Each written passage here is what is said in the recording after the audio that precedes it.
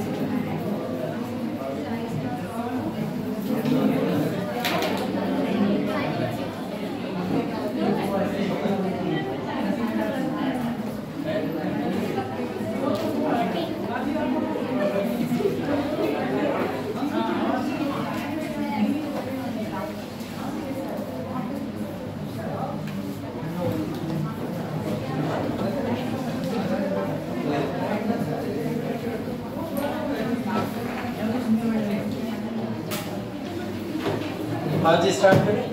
चलिए, हम लोग बात कर रहे थे मॉडर्न हिस्ट्री के टेस्ट। अच्छा हाँ, टेस्ट होने वाला है, आपका पता चल गया होगा। मॉडर्न हिस्ट्री के सारा पूरा सिलेबस आ रहा है, ठीक है। मैंने जैसा पहले बताया, पूरा मॉडर्न सिर्फ और सिर्फ, एंशिएंट नहीं होगा उसमें कुछ भी, सिर्फ मॉडर्न का होगा। और आज हम लोग का शायद MCQ सेशन भी है रात में, तो हम लोग मॉडर्न का ही MCQ रखेंगे, ठीक है, जिससे आपके टेस्ट में मदद मिल पाए थोड़ी सी, ठीक। और सारे के सारे MCQs उसी से रिलेटेड कराएंगे जो आप टेस्ट में कवर करोगे अपना प्रॉपर, ठीक। इसीलिए प्रॉपर तरीके से हम लोग मॉडर्न इंडियन हिस्ट्री को अगर एक आध दिन और भी सेशन लेना पड़ा तो कवर कर लेंगे, अगर आप लोग बोलोगे डाउट है कुछ तो, है ना। वरना अदरवाइज मेरे साइड से जितना करा पाऊंगा मैं आज करा दूंगा कवर आप लोग, ठीक है। हाँ हाँ हाँ, 8 बजे से 7:30 बहुत जल्दी हो गया। 9 ठीक है, 9 बजे से यही होता है मुझे, तभी लोग 8 बजे 8 वाले कितने हो? 8 वाले देखो, कोई नहीं 8 वाला। 9 वाले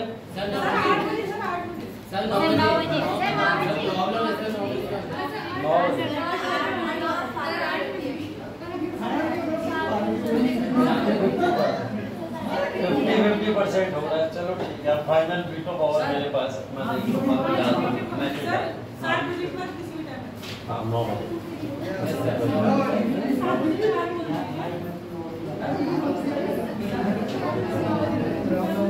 आज हम लोग कुछ टॉपिक की चर्चा करनी है।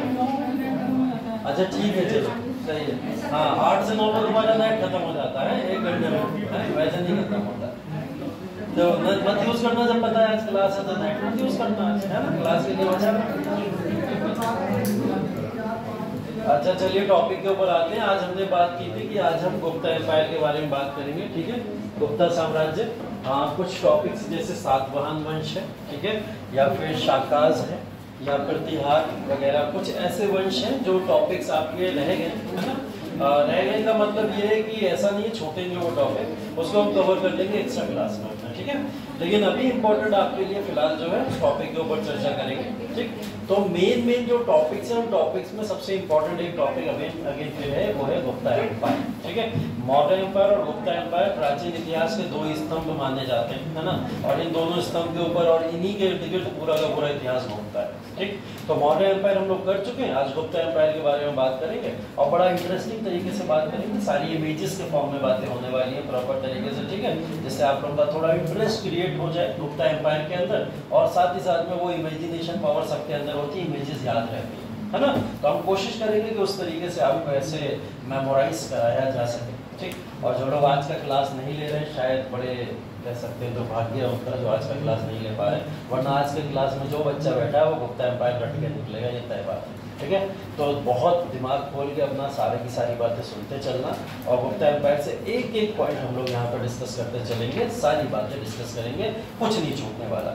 तो हम लोग यहाँ गुप्ता एम्पायर के बारे में बात करेंगे। गुप्ता एम्पायर को भारत की गोल्डन एज बोला जाता है प्राचीन इतिहास में, ठीक है। प्राचीन इतिहास का स्वर्ण युग है, और उस स्वर्ण युग की बात जब हम लोग यहाँ पे करेंगे तो ये समझ लीजिए कि गुप्ता एम्पायर के अंदर हर एक रूलर के बारे में जो जो इम्पोर्टेंट है उनके बारे में, और उनकी जो जो कार्य उनके समय में रहे हैं उन सारे कार्यों की चर्चाएं करते चलेंगे। कुछ प्रशासनिक गतिविधियां अगर बचेंगी तो कल का क्लास हमें मिलेगा, उसमें कवर कर लेंगे, ठीक है। लेकिन गुप्ता एम्पायर को कोशिश करेंगे पॉलिटिकल फॉर्म में आज ही कवर कर लें। तो बेसिकली बोला जाता है गुप्ता एम्पायर को स्वर्ण युग, भारत के प्राचीन इतिहास का स्वर्ण युग बोला जाता है, ये ध्यान रखिएगा। पूरे भारत का नहीं, सिर्फ प्राचीन इतिहास का स्वर्ण युग बोला जाता है, ठीक है। गुप्ता एम्पायर के अंतर्गत भी बहुत सारी चीजें, जैसे कि गुप्ता एम्पायर अगर यहाँ पे वर्चस्व में आया तो वर्चस्व में आने का कारण था कुषाण एम्पायर, ठीक है। कुषाण एम्पायर भारत में इस समय रूल करता था। भारत के कुछ इलाकों के अंदर कुषाण एम्पायर था, जिसको यहाँ पे हराने के बाद में फाइनली गुप्ता एम्पायर ने अपना यहाँ पे वर्चस्व स्थापित किया था। ये समय काल अप्रोक्स माना जाता है 270 ईस्वी से लगभग माना जाता है। ईस्वी की बातें होंगी अब, ठीक है। ईसा पूर्व गुजर गया सब, अब हम लोग ईस्वी में आ चुके हैं, ठीक है। एडी की बातें करने वाले। तो यहाँ पे 270 ईस्वी को अप्रोक्स माना जाता है कि गुप्ता एम्पायर का यहाँ पे शासन स्थापित हुआ होगा, बट ओरिजिनल फॉर्म में लगभग माना जाता है कि 4th सेंचुरी से या फिर 318-314 के आसपास गुप्ता एम्पायर ने अपना वर्चस्व अच्छे से स्थापित कर पाए भारत के अंदर, ठीक है। तो अभी फिलहाल गुप्ता एम्पायर की क्रोनोलॉजिकल ऑर्डर तो हम लोग देख लेंगे, समझ लेते हैं कि गुप्ता एम्पायर भारत के अंदर इतना पॉपुलर क्यों है और क्यों हम लोग इसको इतने पॉपुलर फॉर्म में जानते हैं। पहली चीज, ग्रेट वेल्थ, अंग्रेजी के शब्द हैं कुछ, लेकिन हिंदी में सब ट्रांसलेट करते रहेंगे, उसकी चिंता ना करिए। ग्रेट वेल्थ का मतलब इतना इनके पास में कह सकते हो कि वो बेसिकली सोना था, कि बेसिकली स्वर्ण युग को अगर इसको बोला जा रहा तो इतना सोना या इतनी इनके पास में दौलत है कि ये पूरे के पूरे ग्रेट वेल्थ से लदा हुआ एम्पायर कहलाता है, ठीक है। और ये सोना या फिर जितने भी इनके पास में जेवर या जितने भी आभूषण आते थे, ये कारण था वेस्ट के साथ में जो व्यापार किया करते थे, पश्चिम के साथ में जो व्यापार करा करते थे। तो एक तो कारण ग्रेट वेल्थ है, इसकी वजह से इसको एक गोल्डन एम्पायर बोला जा रहा है। दूसरी चीज, बिल्डेड यूनिवर्सिटीज देखने को मिली। गुप्ता एम्पायर ही वो एम्पायर है जब आपको नालंदा यूनिवर्सिटी, विक्रमशिला यूनिवर्सिटी बिहार के अंदर इस तरीके से बड़ी बड़ी यूनिवर्सिटीज का उदय देखने को मिलता है, ठीक है। तो गुप्ता एम्पायर के समय में बड़ी यूनिवर्सिटीज देखने को मिली। सिर्फ और सिर्फ दौलत से नहीं, ज्ञान से भी भरा हुआ ये पूरा का पूरा साम्राज्य कहलाता है, ठीक है। तीसरी चीज अगर बात करें, peace, prosperity, law and order, मतलब इस साम्राज्य के अंतर्गत जनता भी खुश थी, शांति भी बहाल है। प्रॉस्पेरिटी की बात करें तो सभी लोग यहाँ पे कह सकते हो कि कोई भी ऐसा नहीं था जो अकाल से मर जाए, भूख से मर जाए, सब इतने प्रॉस्पेरस है कि अपना जीवन को अच्छे से व्यतीत कर सकते हैं। और तीसरी चीज, लॉ एंड ऑर्डर बहुत अच्छा था। क्रिमिनल्स एक्टिविटीज बहुत ही कम देखने को इस पूरे साम्राज्य में मिला करती थी। तो ये कुछ कारण है जिसकी वजह से इसको पूरी साम्राज्य के अंदर गोल्डन एज बोला जा रहा है, ठीक है। या फिर कह सकते हो कि आर्किटेक्चर और साइंस भी इस समय में बहुत तेजी से दिखती है। आर्किटेक्चर, वास्तुकला जिस तरीके से यहाँ बनी, जिसके कुछ एग्जाम्पल मैंने आपको यूनिवर्सिटीज के तौर पर बताए। नालंदा एक बहुत बड़ा विश्वविद्यालय है ना, वो आर्किटेक्चर ही है इसका। तो आर्किटेक्चर या साइंस की बात करें तो साइंस के फॉर्म में बहुत सारी मेडिसिन या फिर कई सारी ऐसी मेडिसिन का इस समय में उदय हुआ जो शायद प्राचीन में इससे पहले कभी भी नहीं हुआ था। तो इन सब के बेसिस पे इसको बहुत प्रॉस्पेरस एम्पायर बोला जाता है। ये इवन एक ऐसा एम्पायर है जिस एम्पायर के अंतर्गत हम देखते हैं कि हम रोमन एम्पायर के साथ में भी ट्रेड या व्यापार करते थे, और साथ ही साथ में पर्शियन एम्पायर के साथ में भी ट्रेड और व्यापार किया करते थे। मतलब हमारे व्यापार रोमन और पर्शियन एम्पायर के साथ देखने को मिलते हैं जब गुप्ता एज यहाँ पे दिखाई देती है। इसके बाद में वो चाइनीज जिनके पास में आज बेसिकली दुनिया की सबसे सेकंड लार्जेस्ट इकोनॉमी के तौर पर चाइना को जाना जाता है। चाइना के ऊपर बहुत सारे देश निर्भर होते हैं आज के समय में। ये चाइना हमारे ऊपर निर्भर था इस समय में, ये वो एज थी। तो चाइना ये पूरा का पूरा हमारे ऊपर निर्भर क्यों हुआ करता था? क्योंकि यहाँ के जितने स्टूडेंट्स थे वो भारतीय यूनिवर्सिटी में पढ़ने आया करते थे, वो शिक्षा ग्रहण करने यहाँ पे आया करते थे, व्यापार के माध्यम से हमारे से कहीं ना कहीं जुड़ा करते थे, और ये सब लोग हमारी तरह बनने की कोशिश किया करते थे। तो कहीं ना कहीं अगर देखा जाए तो गुप्ता एम्पायर को गोल्डन एज इसलिए बोला जा रहा है क्योंकि दूसरी दुनिया के जो देश हुआ करते थे वो चाहते थे कि हम भी इसी एम्पायर की तरह बन जाए या भारत की तरह बन जाए, ठीक है। तो इसलिए गुप्ता एम्पायर को इतना प्रॉस्पेरस एम्पायर बोला जा रहा है। इस प्रॉस्पेरस एम्पायर के उदय के पीछे के कारणों की अगर समीक्षा करी जाए तो बेसिकली देखिए, अगर हम बात करें मगध के एम्पायर के अंदर, पूरा मगध आप लोग पढ़ के आ चुके हैं। मगध में एक बहुत बड़ा मौर्यन एम्पायर पढ़ा है आपने। मौर्यन के बाद में आपने देखा कैसे छोटे छोटे एम्पायर्स में कहीं ना कहीं डिवीजन होता चला गया, एम्पायर्स विकसित होते चले गए, है ना। उन छोटे छोटे एम्पायर्स में मगध का कुछ इलाका बचा था, जिस मगध के इलाके को बेसिकली थोड़ा सा आके गुप्ता एम्पायर के शासकों ने कैप्चर कर लिया। और अगर कैप्चरिंग की बात करें तो श्रीगुप्त, आप लोग जानते हो, गुप्ता डायनेस्टी को फाउंड करने वाले शासक है। श्रीगुप्त ने इसका फाउंडेशन रखा। और फाउंडेशन की अगर बात करी जाए तो देखिए अप्रोक्स अगर डेट ली जाती है तो 240 के आसपास से माना जाता है कि गुप्ता एम्पायर अपने वर्चस्व में आ चुका था, ठीक है। 270 से इसका पूरी वर्चस्व तरीके से मान लिया गया कि हाँ एग्जिस्टेंस में है। इतिहासकारों ने इसके बारे में लिखना शुरू कर दिया कि गुप्ता एम्पायर एक बड़ा एम्पायर के तौर पर जाना जाता है, ठीक है। और इस एम्पायर ने किसको हटाया था? कुषाण एम्पायर को हटाया था। एक चीज ये भी कॉमन देखने को मिलती है, देखो डायग्राम से ये चीज पता चल रही है कि 240 से 270 के बीच का जो 30 साल का काल है, इन 30 सालों में कुषाण एम्पायर भी भारत में है और गुप्ता एम्पायर भी भारत में है, ठीक है। तो इन 30 सालों के अंदर दोनों एम्पायर साथ में थे, कुषाण भी था और साथ साथ में गुप्ता एम्पायर भी था। तो ये 30 साल लगभग दोनों के साथ में थे। लेकिन उसके बाद में फाइनली अगर हम बात करें 270 के बाद से गुप्ता एम्पायर ने कुषाण एम्पायर को पूरी तरीके से समाप्त कर दिया। और समाप्त करने के बाद में फाइनली श्रीगुप्ता ने सिर्फ और सिर्फ गुप्ता एम्पायर को भारत के अंदर स्थापित कर दिया। गुप्ता एम्पायर में श्रीगुप्त के बाद में एक नया नाम आता है जिसको आप लोग घटोत्कच के नाम से जानते हैं, ठीक है। घटोत्कच की बात करी जाए तो 280 से लेकर 320 का समय काल है, जिस समय में ये गुप्ता एम्पायर के रूलर या शासक के तौर पर कार्य करते हैं, ठीक है। और ऐसे बहुत सारे एम्पायर भारत के अंदर, इस पूरे के पूरे इंडिया के अंदर कई जगह पे छोटे छोटे छोटे एम्पायर्स हैं। अभी हम ये नहीं जान रहे हैं ना ये समझ रहे हैं कि पूरे भारत के ऊपर गुप्ता एम्पायर रूल कर रहा है, पूरे भारत पे रूल नहीं कर रहा है। अभी सिर्फ और सिर्फ कहाँ पे देख रहे हैं हम लोग कि गुप्ता एम्पायर मगध की कुछ स्मॉल किंगडम्स को कैप्चर करके अपना साम्राज्य स्थापित करने में लगा हुआ है, ठीक है। तो श्रीगुप्त ने स्थापित किया, घटोत्कच उसके बाद में आते हैं। इसके बाद में देखिए यहाँ से शुरू होती है कहानी प्रॉपर तरीके से कि किस तरीके से गुप्ता एम्पायर ने अपने पैर पसारने शुरू किए, ठीक है। चलिए एक एक करके समझना शुरू करते हैं। श्रीगुप्त के बाद में घटोत्कच और घटोत्कच के बाद में चंद्रगुप्त प्रथम, ठीक। चंद्रगुप्त प्रथम की जब भी बात होती है तो चंद्रगुप्त प्रथम को सबसे प्रतापी शासक के तौर पर जाना जाता है, जो गुप्ता एम्पायर का पहला प्रतापी शासक है, ठीक है। चंद्रगुप्त प्रथम की अगर बात की जाए तो यहाँ से तो आपको समझ आ रहा होगा, ऊपर का डायग्राम देखिए मैट्रिमोनियल रिलेशन दिखाई दे रहा है कहीं ना कहीं। वैवाहिक संबंध स्थापित करके अपने साम्राज्य को आगे बढ़ाना इनका एक तरीका था, ठीक है। और ये वैवाहिक संबंध इन्होंने जिनसे स्थापित किए थे वो थे लिच्छवी के लोग, ठीक है। लिच्छवी हम वापस से बात करें तो मगध एम्पायर के अंदर लिच्छवी एक बहुत इंपॉर्टेंट किंगडम है। और लिच्छवी के ऊपर रूल करने का मतलब है कि आप अपने आप में एक बहुत बड़ा किंगडम अपने पास में ले लेते हो। तो मगध एम्पायर के अंदर लिच्छवी को अगर इन्होंने ऐड किया चंद्रगुप्त प्रथम ने तो मैट्रिमोनियल रिलेशन के थ्रू इन्होंने इसको ऐड करा, ठीक है। दूसरी चीज पावर और प्रेस्टीज तो नो डाउट चंद्रगुप्त के हाथों में है ही, और किस तरीके से ये आप और विस्तार करेंगे धीरे धीरे करके उसके बारे में भी चर्चा करते हैं। फिलहाल चंद्रगुप्त प्रथम यहाँ पे राजा बने 320 में आके, और कब तक राज किया है? 330 ईस्वी तक आके राज किया है। इस समय काल के अंदर इन्होंने अपने एम्पायर को बढ़ाना कैसे शुरू किया? लिच्छवियों के साथ में सबसे पहले मैट्रिमोनियल या वैवाहिक संबंध स्थापित किए। ये इनके साम्राज्य के विस्तार का पहला कहीं ना कहीं अंश है, ठीक है। इसके बाद में थोड़ा सा और आगे बढ़ेंगे तब देखना शुरू करेंगे कि चंद्रगुप्त प्रथम ने मैट्रिमोनियल रिलेशन तो बनाए लिच्छवी के साथ साथ में, इसके अलावा उन्होंने किस तरीके से अपने एम्पायर को और ज्यादा ब्रॉड किया या बड़ा करना शुरू किया, ठीक है। तो बेसिकली इन्होंने क्या करा था, इन्होंने इस पूरे 10 साल के अपने काल के दौरान, ठीक है, यहाँ पे एक उपाधि ग्रहण की थी जिसको बोला जाता है महाराजा धीराज, ठीक है। चंद्रगुप्त प्रथम को क्या बोला जाता है? महाराजा धीराज बोला जाता है। वो इसलिए बोला जाता है क्योंकि इन्होंने प्रथम आने वाले वर्षों के अंतर्गत पूरे के पूरे गुप्ता एम्पायर को अपने विस्तारित क्षेत्रों में बढ़ाना शुरू कर दिया था। इसलिए उन्होंने अपने आप ही एक उपाधि ग्रहण कर ली थी जिसको महाराजा धीराज के नाम से जाना जाता था, ठीक है।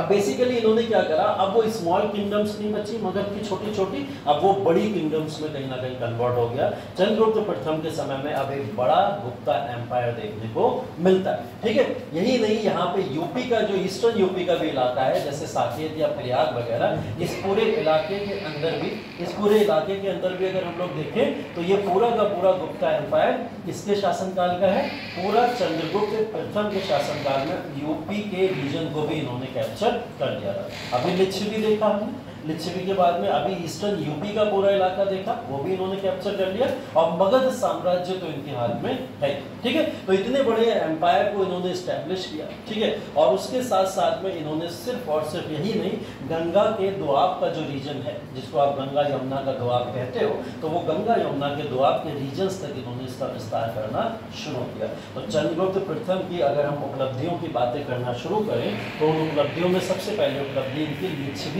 लिच्छवी के पूरे रीजन को इन्होंने कैप्चर किया। कैसे? वहां मैट्रिमोनियल रिलेशन स्थापित करके। ठीक है, यहाँ कुमार देवी दिख रही है आपको, कुमार देवी टाइप ऑफ पॉइंट्स दिखाई दे रहे होंगे आपको। ये क्या है? ये वो पॉइंट्स हैं जिन पॉइंट्स के ऊपर कुमार देवी का चित्रण किया गया है, महारानी का चित्रण किया गया है, वहां की उनको दिखाया गया, दर्शाया गया कि किस तरीके से पूरे एम्पायर को विस्तारित करने में लिच्छवी की महारानी का योगदान है। ठीक है, तो लिच्छवी एक इलाका हो गया, ईस्टर्न यूपी का साकेत या प्रयाग का इलाका इन्होंने कैप्चर किया अपने में, और साथ ही साथ में गंगा यमुना का दोआब का जो क्षेत्र है वो भी इन्होंने अपने में इस्टेब्लिश कर लिया। ठीक है, तो इतने बड़े एम्पायर को अभी धीरे धीरे संगठित कौन कर रहा है? चंद्रगुप्त प्रथम कर रहे हैं, जिन्होंने इस एम्पायर को मजबूत किया।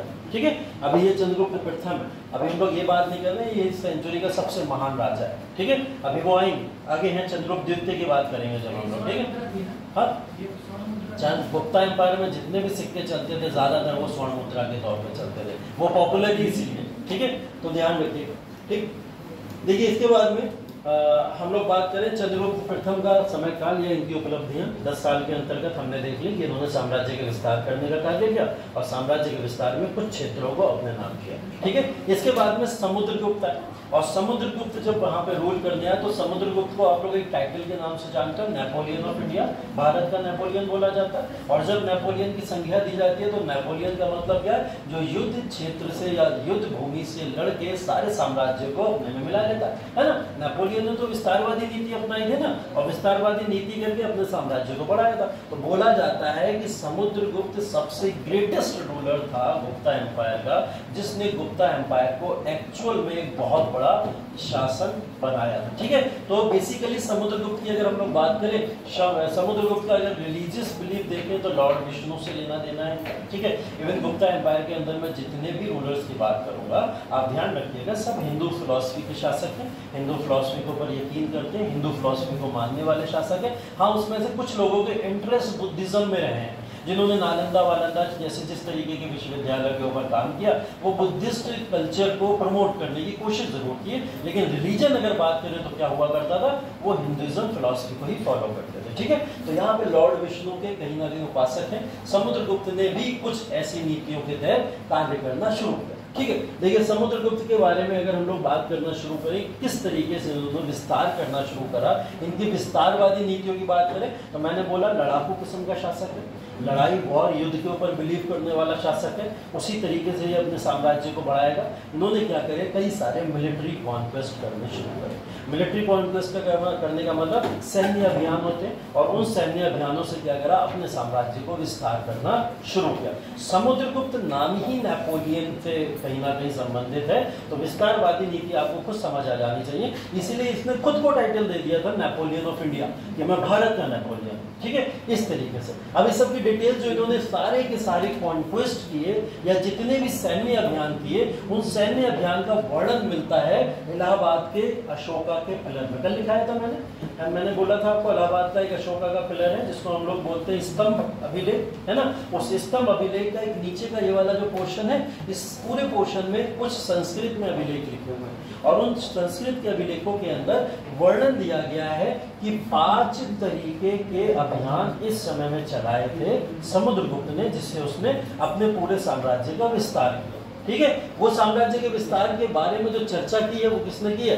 हरिसेन ने। हरिसेन कौन है? इनके समय का कोर्ट का पोएट है। ठीक है, कौन है? कोर्ट पोएट कौन है इस समय में? हरिसेन। हर किसी साम्राज्य के अंदर कोई ना कोई पोएट होता है ना, कवि होता है, एक बड़ा कवि होता है। तो इनके समय का एक बड़ा कवि कौन है? हरिसेन। और हरिसेन ने क्या करा है, इस इंस्क्रिप्शन के अंदर वो सारी की सारी बातों का वर्णन किया है कि किस तरीके से इन्होंने अपने मिलिट्री कॉन्क्वेस्ट को चलाया था, ये सैन्य अभियान चलाए थे। ठीक है, ये ध्यान रखना, दो चीजें बहुत इंपॉर्टेंट ध्यान रखनी है। दो चीजें, पहली चीज ये ध्यान रखनी है कि इनके समय का पोएट कौन है? हरिसेन है। दूसरी चीज, इलाहाबाद का जो इंस्क्रिप्शन है, उस इलाहाबाद के इंस्क्रिप्शन में संस्कृत के अंदर क्या चीजें मेंशन की गई है, उनके सैन्य अभियान के बारे में मेंशन किया गया है। ठीक है, तीसरी चीज, इनको लिच्छवी दोहित्रा भी बोला जाता था। लिच्छवी दोहित्रा का मतलब लिच्छवियों का अंत करने वाला, लिच्छवियों को समाप्त कर देने वाला। ठीक है, तो इसने लिच्छवियों को पूरी तरीके से समाप्त कर दिया था। तो लिच्छवियों को समाप्त करने वाला शासक है जिसने लिच्छवियों को पूरी तरीके से समाप्त कर दिया था। ठीक है, चलिए एक एक करके हम लोग इनके मिलिट्री कॉन्क्वेस्ट की चर्चा करेंगे, पहला, दूसरा, तीसरा, चौथा और पांचवा, जिनके बारे में यहाँ इंस्क्रिप्शंस आए हैं, उन सारे इंस्क्रिप्शंस के बारे में यहाँ पे चर्चा करते हैं। ठीक है, एक एक करके यहाँ पे बात करना शुरू करते हैं। जैसे पहले कॉन्क्वेस्ट की अगर बात करें, इनके पहले सैन्य अभियान की बात करें, तो पहला सैन्य अभियान गंगा यमुना दोआब वाला, जो भी हम लोग पीछे बात कर रहे थे कि किसने ये गंगा यमुना दोआब को मिलाया था, चंद्रगुप्त प्रथम ने मिलाया था। इन्होंने अपना पहला अभियान उसी क्षेत्र में चलाया। ठीक है, और उस क्षेत्र के अंदर चला के गंगा यमुना के दोआब की सभी स्टेट्स को जीत के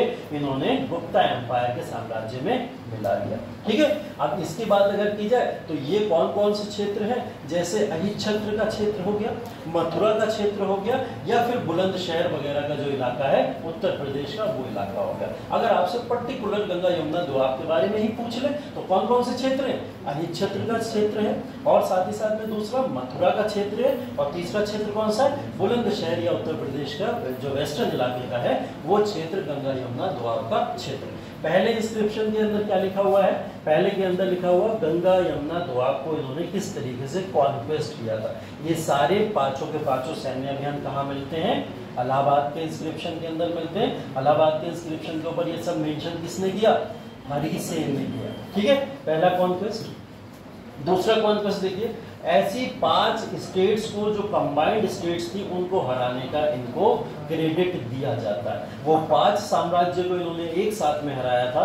वो साम्राज्य बंगाल, असम, नेपाल और साथ ही साथ में पंजाब की जो रिपब्लिकन स्टेट्स थी, जैसे पंजाब या सिंध हो गया। ठीक है, ऐसी स्टेट्स को हराने का पूरा इनको क्रेडिट जाता है। मतलब 5 स्टेट्स को एक साथ हराया था इन्होंने, ये इनके सेकंड इंस्क्रिप्शन का पार्ट बनता है। ठीक है, पहले वाले में हमने देखा गंगा यमुना का दोआब है, दूसरे वाले में 5 स्टेट्स को हरा रहे हैं, जिन स्टेट्स के अंदर हम लोग देख रहे हैं असम, बंगाल, नेपाल या पंजाब या सिंध का इलाका दिखाई देता है। ठीक है, तो अब आपको समझ आ रहा होगा, एक तरफ तो गंगा यमुना का दोआब भी दिख रहा है, एक तरफ पंजाब का एरिया भी दिख रहा है, और एक तरफ बंगाल नेपाल का एरिया भी दिख रहा है। तो सारे के सारे इलाके सराउंडिंग तौर पर देखें तो गुप्ता एम्पायर के अंडर में आ गए, है ना। अभी कुछ इलाके बचे हैं, उनकी भी चर्चा करते हैं। तीसरे कॉन्क्वेस्ट के अंदर देख लीजिए, तीसरे कॉन्क्वेस्ट के अंदर विंध्यन रीजन का जो इलाका था, विंध्या पर्वत का जो पूरा इलाका है, जो पहाड़ों के पीछे भी किंगडम रहा करती थी, इन्होंने उसको भी नहीं छोड़ा। लेकिन पहाड़ों के अंदर घुस के उन किंगडम्स को हराने का पूरा इनको क्रेडिट जाता है। ठीक है, तो जो भी जंगल में उस समय निवास किंगडम्स किया करती थी विंध्यन पर्वत के पीछे, ऐसी किंगडम्स को हराने का भी क्रेडिट किसको जाता है? इनको जाता है। और ये किसमें लिखा है? तीसरे वाले इंस्क्रिप्शन के अंदर कहीं ना कहीं मेंशन किया गया है। तो किस एरिया को हराया था? विंध्यन पर्वत के इलाके के सारे रीजन्स को इन्होंने हराया था। ठीक है, चौथे में तो बहुत उठापटक हो गई। ठीक है, देख रहे हो आप चारों तरफ से कहीं ना कहीं पूरी तरीके से धूल छटाए पड़े, है ना। तो पांचवा वाला वो है कि दक्षिण पथ एक्सपेडिशन बोला जाता, मतलब दक्षिण पथ का अभियान है। दक्षिण भारत की तरफ मूव ऑन कर गए, फिर चाहे तमिलनाडु हो, चाहे केरला हो, चाहे कर्नाटका हो, या महाराष्ट्र के साउथ का इलाका क्यों ना हो, ये सारे के सारे इलाके के अंतर्गत दक्षिण पथ अभियान के तहत इन्होंने वहां के कई सारे शासकों को हराया। ठीक है, अगर आपको चौथे वाले के अंदर मेंशन करना है तो वहां क्या मेंशन कर दोगे? दक्षिण पथ अभियान। और दक्षिण पथ अभियान में समझ आ जाएगा तमिलनाडु, कर्नाटका या केरला जैसे स्टेट्स के ऊपर कंट्रोल स्थापित कर लिया होगा इन्होंने। ठीक है, तो चौथा वाला दक्षिण पथ अभियान आगे। पांचवा वाला देख लेते हैं। पांचवा वाला दक्षिण पथ अभियान में थोड़ा सा और आगे अगर बढ़ेंगे तो इन्होंने यहाँ की सारी किंगडम्स को, मतलब दक्षिण पथ की जो भी किंगडम थी, अगर चौथे वाले इंस्क्रिप्शन में देखें तो इन्होंने यहाँ की किंगडम को हराया जरूर, लेकिन उनसे उनका साम्राज्य छीना नहीं। ठीक है, ये बात भी ध्यान रखनी है। साथ में दक्षिण पथ अभियान के तहत इन्होंने सबको हरा दिया था। ये सिर्फ दिखाना चाहते थे कि समुद्रगुप्त कितना महान है और वो सारे एम्पायर को हरा सकता है। क्योंकि मैंने आपसे एक बात बोली थी ना, दक्षिण के ऊपर कोई हमला नहीं करता था, दक्षिण से सब बच के रहते थे कि दक्षिण में जाके क्या करेंगे, या दक्षिण के पावरफुल इतने शासक थे कि उनसे कोई टकराना नहीं चाहता था। समुद्रगुप्त ने इस वाले पूरे के पूरे धोखे को ही तोड़ दिया। उन्होंने क्या करा, दक्षिण पथ अभियान में सारे एम्पायर को हराया और एम्पायर को हराने के बाद वापस दे दिया उन्हें, बोले लो एम्पायर आप ही लोग चलाओ, हमें कोई समस्या नहीं है। हाँ, दक्षिण के अंदर मैं बता तो रहा हूँ, अभी वाकाटाका शासक हैं, ईशावतु शासक हैं, ठीक है, प्रतिहार हैं, राष्ट्रकूट हैं, जोला चेरा, बहुत सारी किंगडम्स हैं मर्ज करके, ठीक है। तो दक्षिण पथ अभियान मतलब साउथ के अंदर जो भी किंगडम्स हैं उनके बारे में एक अलग चैप्टर अभी आप डिटेल में पढ़ोगे। फिलहाल कौन कौन है, ये सारी किंगडम्स वहां पे शासन करते हैं, ठीक है। ऐसी किंगडम के बाद में पांचवा वाला, ठीक है, अब पांचवा वाला तो थोड़ा और ज्यादा आपको दिख रहा होगा प्रभावी तौर पर, ये वॉर दिख रहा है। वो वॉर के अंदर दो बड़ी किंगडम पूरे भारत के अंदर अगर गुप्ता एम्पायर के अलावा हैं, एक शाकाज हैं और एक कुषाण हैं, ठीक है। शाका और कुषाणों को भी जड़ से उखाड़ फेंका इन्होंने अपने साम्राज्य काल में। मैंने बोला ना कुषाण धीरे धीरे धीरे करके समाप्त हुए, लेकिन कुषाण पर्याप्त रूप से या कंप्लीट फॉर्म में समाप्त नहीं हुए थे। इसको कंप्लीटली समाप्त किसने कर दिया, समुद्रगुप्त ने कर दिया, ठीक है। तो अगर बात करें हम लोग तो शाकाज और कुषाणों को हरा दिया इन्होंने। अफगानिस्तान की टेरिटरी या फिर इधर पूरे के पूरे दक्षिण भारत की टेरिटरी में कुषाणों का भाग हुआ करता था। इस पूरे के पूरे एरिया के अंदर ये लोग रूल करते थे। तो शाकाज और कुषाणों को हराने का मतलब ये था बेसिकली पूरे भारत के ऊपर अब कैप्चर किसका था, गुप्ता एम्पायर का, ठीक है। तो ये पांच हम लोग ने देखे कि किस तरीके से इन्होंने पांचों अपने अभियान चलाए और इस पांचों अभियान के बदले इनको एक टाइटल मिला जो इन्होंने खुद को दिया था। क्या था वो, नेपोलियन ऑफ इंडिया, वो व्यक्ति जो कभी हारा नहीं, ठीक है। और समुद्रगुप्त के इतिहास, समुद्रगुप्त अपने इतिहास की कोई लड़ाई नहीं हारा, जितनी लड़ाइयाँ लड़ा सब में जीतता था और सभी के अंदर जीत के उसने इन सारी चीज़ों को अपने हाथों में कर लिया था। अब देखिए मैप, ये मैप जो है ये पूरा का पूरा गुप्ता एम्पायर का मैप है। जो मैंने बोला मगध के छोटे छोटे इलाकों से शुरू हुआ वो एम्पायर, देखो अब कितना बड़ा एम्पायर हो गया। अब ये 5 इलाके पूरे के पूरे सीधा किसके कंट्रोल में आ गए, समुद्रगुप्त के कंट्रोल में आ गए। 5 अभियान लिखो इसको समुद्रगुप्त पहले हेडिंग डालो गुप्ता एम्पायर। हाँ, 5 यही वाले अभियान है जिनको सामने मेंशन किया गया है, ठीक है। वही अभियान है सारे के सारे।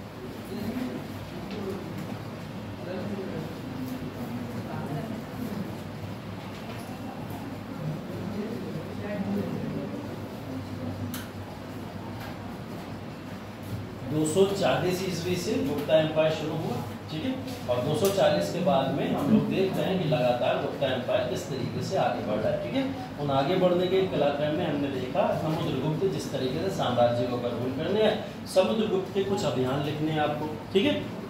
समुद्रगुप्त के 5 अभियान लिखिए जिनके बारे में मेंशन कहाँ पे किया गया, इलाहाबाद के शिलालेख वो सॉरी स्तंभ लेख के अंदर इसको मेंशन किया गया, ठीक है।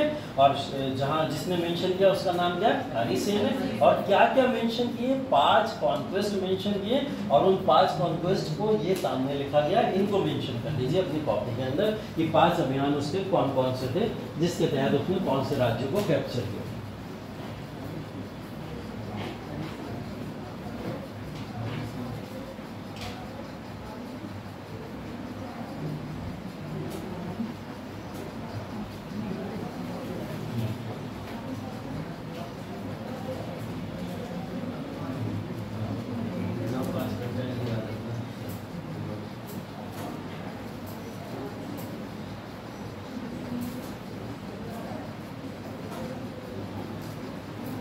जब हम लिख रहे हैं ना पोर्शन ऑफ सेंट्रल इंडिया, तो सेंट्रल इंडिया ये मध्य भारत का इलाका कौन सा है, दूसरा अभियान कौन सा था इसका, इसके अंदर कौन कौन से इलाके जीते थे इसमें बताओ।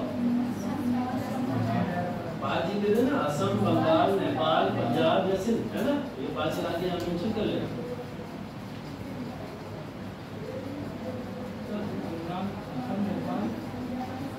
असम, बंगाल, नेपाल, पंजाब, सिंध। गंगा यमुना का दोआब का क्षेत्र, गंगा यमुना का दोआब का क्षेत्र पहला वाला, दूसरा वाला असम, बंगाल, नेपाल, पंजाब, सिंध।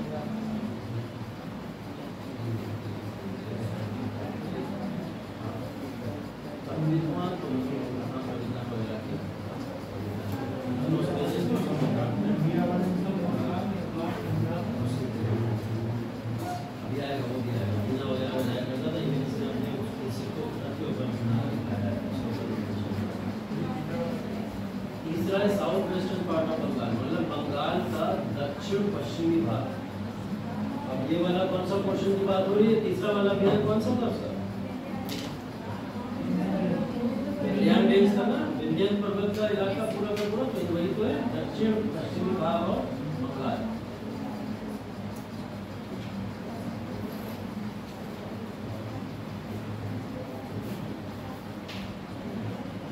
ठीक है, चौथे वाले में तो साउथ की लगभग सभी किंगडम को आप मेंशन कर सकते हो। पल्लवास तक को इसने कैप्चर किया था, लेकिन सब को छोड़ दिया बाद में, आजाद कर दिया। और लास्ट वाला शाका और कुषाण, मतलब शक और कुषाणों को भी इसने यहाँ पे अपने कंट्रोल में लिया। ठीक है,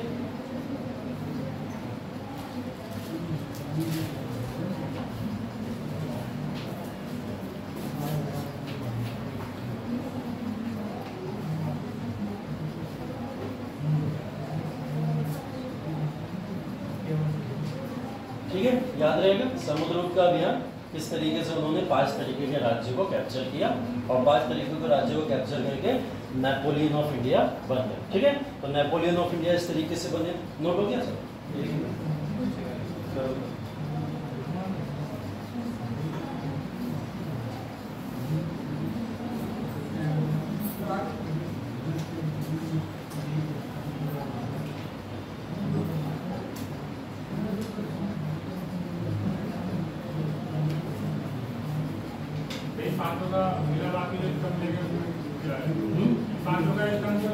हाँ, वो इलाहाबाद वाले में लिखा हुआ है संस्कृत भाषा में। हाँ, जो हरि सेन ने लिखा वो उसमें लिखा, वही सब हम लोग बात कर रहे थे उसमें। ठीक है, ये सब चीजें वही लिखी हुई। ठीक है, डन हो गया, आगे।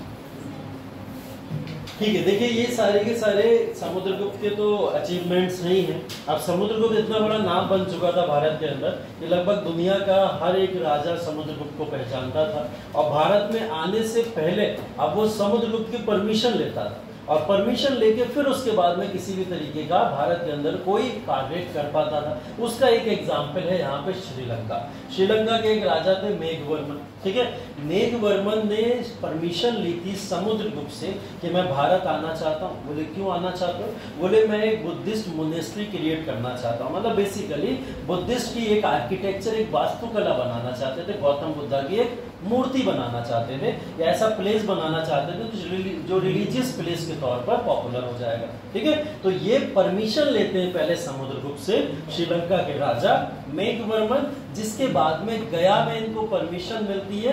गया में परमिशन मिलने के बाद में ये वहां पे एक बुद्धिस्ट आर्किटेक्चर को क्रिएट करते हैं। ठीक है, तो पूछा गया है ये क्वेश्चन प्रीलिम्स में आपसे कि कौन श्रीलंका का राजा था जिसने गया के अंदर एक बुद्धिस्ट वास्तुकला या आर्किटेक्चर को क्रिएट करा था इनके समय काल, या कुछ भी घुमा फिरा के पूछ सकता है आपसे। ठीक है, कहानी यही है कि इनके समय काल के अंदर दक्षिण का एक राजा जो श्रीलंका का राजा था जिसका नाम मेघवर्मन था, वो मेघवर्मन इनसे परमिशन लेके गया, बिहार के अंदर आया और वहां पे आके उसने क्या करा, एक बुद्धिस्ट आर्किटेक्चर को लाके क्रिएट किया। ठीक है, तो कहीं ना कहीं देखिए ये बात मैंने आपको पहले ही बताई कि ये कहने को तो हिंदू रिलीजन को प्रमोट करते थे, उसको मानते थे, लेकिन कहीं ना कहीं एक सहिष्णु नीति भी दिखाई देती है कि दूसरे धर्मों के प्रमोशन से या उनको बढ़ावा देने में बिल्कुल भी दूर या पीछे नहीं हटते थे। ठीक है, जिसका एक एग्जाम्पल आप ये दे सकते हैं। ठीक है, तो एक बुद्धिस्ट मोनेस्ट्री यहाँ पे क्रिएट हो गई गया के अंदर, जो इस बात को और दिखाती है कि किस तरीके से पूरी दुनिया के अंदर समुद्रगुप्त का नाम यहाँ पे फैला हुआ था और कितना प्रतापी शासक समुद्रगुप्त को लोग माना करते थे। ठीक है, ये वाला फैक्ट याद रहेगा, मेघवर्मन याद रहेगा। ठीक है, मेघवर्मन ने कहाँ पे खोला था?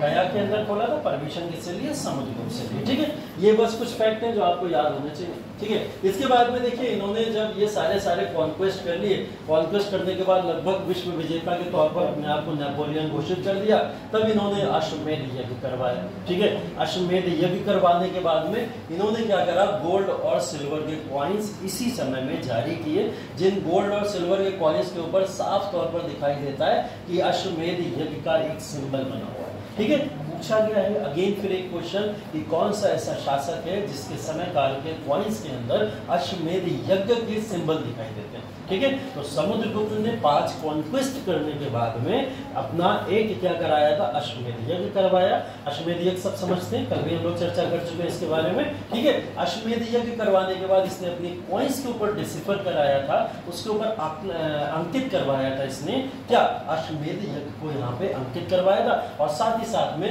अपनी मूर्ति के ऊपर उसने अपना फोटो लगा के इस बात को भी दिखाया था कि किस तरीके से वो विश्व का विजेता है। ठीक है, हाथ में हथियार लेके किस तरीके से उसने इस चीज को दर्शाया। तो ये समझिए कहीं ना कहीं आर्किटेक्चर का एक पार्ट हो सकता है। समुद्रगुप्त एक ग्रेट म्यूजिशियन भी था। ठीक है, इसको म्यूजिशियन भी माना जाता, वीणा बजाया करता था, वीणा वादक था। ठीक है, सिर्फ और सिर्फ लड़ने में इंटरेस्ट नहीं था, थोड़ा बहुत इसको म्यूजिक में भी इंटरेस्ट था। और उसी के नाते इसने अपने कॉइन्स के ऊपर वीणा को बनवाया था। वीणा टाइप की मुद्रा में बैठा हुआ है और वहाँ वीणा बजा रहा है। ऐसे कॉइन्स के कहीं ना कहीं यहाँ पे मिले हैं जिसमें ये दिख रहा है कि यहाँ पे समुद्रगुप्त वीणा बजाता हुआ दिखाई दे रहा है। ठीक है, और साथ ही साथ में कविराज अपने आप को बोलता था, या कविराज पोएट के तौर पर भी जाना जाता था। ये कविताएं भी कुछ लिखा करता था, म्यूजिशियन भी था और कविताएं भी लिखा करता था। ठीक है, तो पहले के लोग ऑलराउंडर होते, चारों तरफ कहीं ना कहीं है ना, युद्ध भी लड़ लेते थे। ठीक है, म्यूजिक भी देख रहे हो आप, कविताएं भी देख रहे हो आप, समय मिलेगा रोमांस भी कर लेंगे, सब चलता है। ठीक है, सारी चीजें अभी है, आगे है कहानी, अभी सब पढ़ोगे वो वाली कहानी अभी आएगी। तो इस समय के सारे लोग होते थे हर तरीके से 360 डिग्री अपने आप को मेंटेन करते। आज सिर्फ एक तैयारी करनी है, उसी में वोट लगी पड़ी है, सिर्फ यूपीएससी, उसी में एक युद्ध नहीं जीत पा रहे हैं तो चारों तरफ के कैसे होंगे, है ना। तो पहले के लोग पता नहीं नेचुरली डेवलप होते थे, क्या होता था, ऊपर वाला भेजता ही इनको ऐसा था कि हर तरीके के ज्ञानी। ठीक, हाँ वो साथ से बंद। हाँ ठीक है, देखिए एक आयरन रॉड है ये वाली, ये आयरन रॉड वही इंस्क्रिप्शन की है जिस इंस्क्रिप्शन को हम लोग मान रहे हैं। कौन सा, इलाहाबाद का इंस्क्रिप्शन। वो इलाहाबाद का इंस्क्रिप्शन अगर देखोगे ऐसा ही एक इंस्क्रिप्शन आपको मेहरौली में भी दिखाई देगा। मेहरौली का कुतुब मीनार वगैरह से जब बाहर आते हो तो वहाँ पे देखते हो एक रॉड टाइप का, एक इंस्क्रिप्शन टाइप का लगा हुआ है जिसके ऊपर कई सारे मैसेजेस हैं। ये सब कैसे होते थे, आयरन रॉड के बने होते थे, लोहे के बने होते थे। अभी आप लोहे को छोड़ दो बाहर हवा में, क्या होगा, जंग लग जाएगी, जंग लग के खराब हो जाएगा, यही तो होगा। लेकिन इस समय में किसी भी तरीके का कोई भी रस्ट इस समय दिखाई नहीं देता है इस आयरन रॉड के ऊपर। ठीक है, ये इस तरीके की बनाई गई थी। और सोचिए कितना समय पुराना, मैंने कल आपको और भी बताई थी ऐसी एक कहानी, है ना। मैंने बताया था इंस्क्रिप्शन अशोका तक के जो बने हुए हैं वो इंस्क्रिप्शन तक में अभी तक काई मिट्टी जमा नहीं हुई है ना, वो नहीं जमा, क्योंकि उस समय के लोग जो मटेरियल यूज़ करते थे कहीं ना कहीं वो बहुत ही क्वालिटेटिव मटेरियल यूज़ होता था। ठीक है, आज के लोग तो रोड तक ऐसा बनाते हैं कि हाथ से खोद, है ना। तो उस समय में जो बना, बिहार में देखा ना अभी bridge back to back bridge गिरे पड़े, है ना। ऐसा लग रहा था ब्रिज गिर रहे हैं, पता नहीं क्या पानी गिर रहा है ना। तो ऐसी हालत वहाँ पे हो गई थी। और ऐसे, हाँ तुम बताओ, कुछ बताओ। बिहार में पुलिया बनी थी, वो खेतों के बीच बनाई गई थी।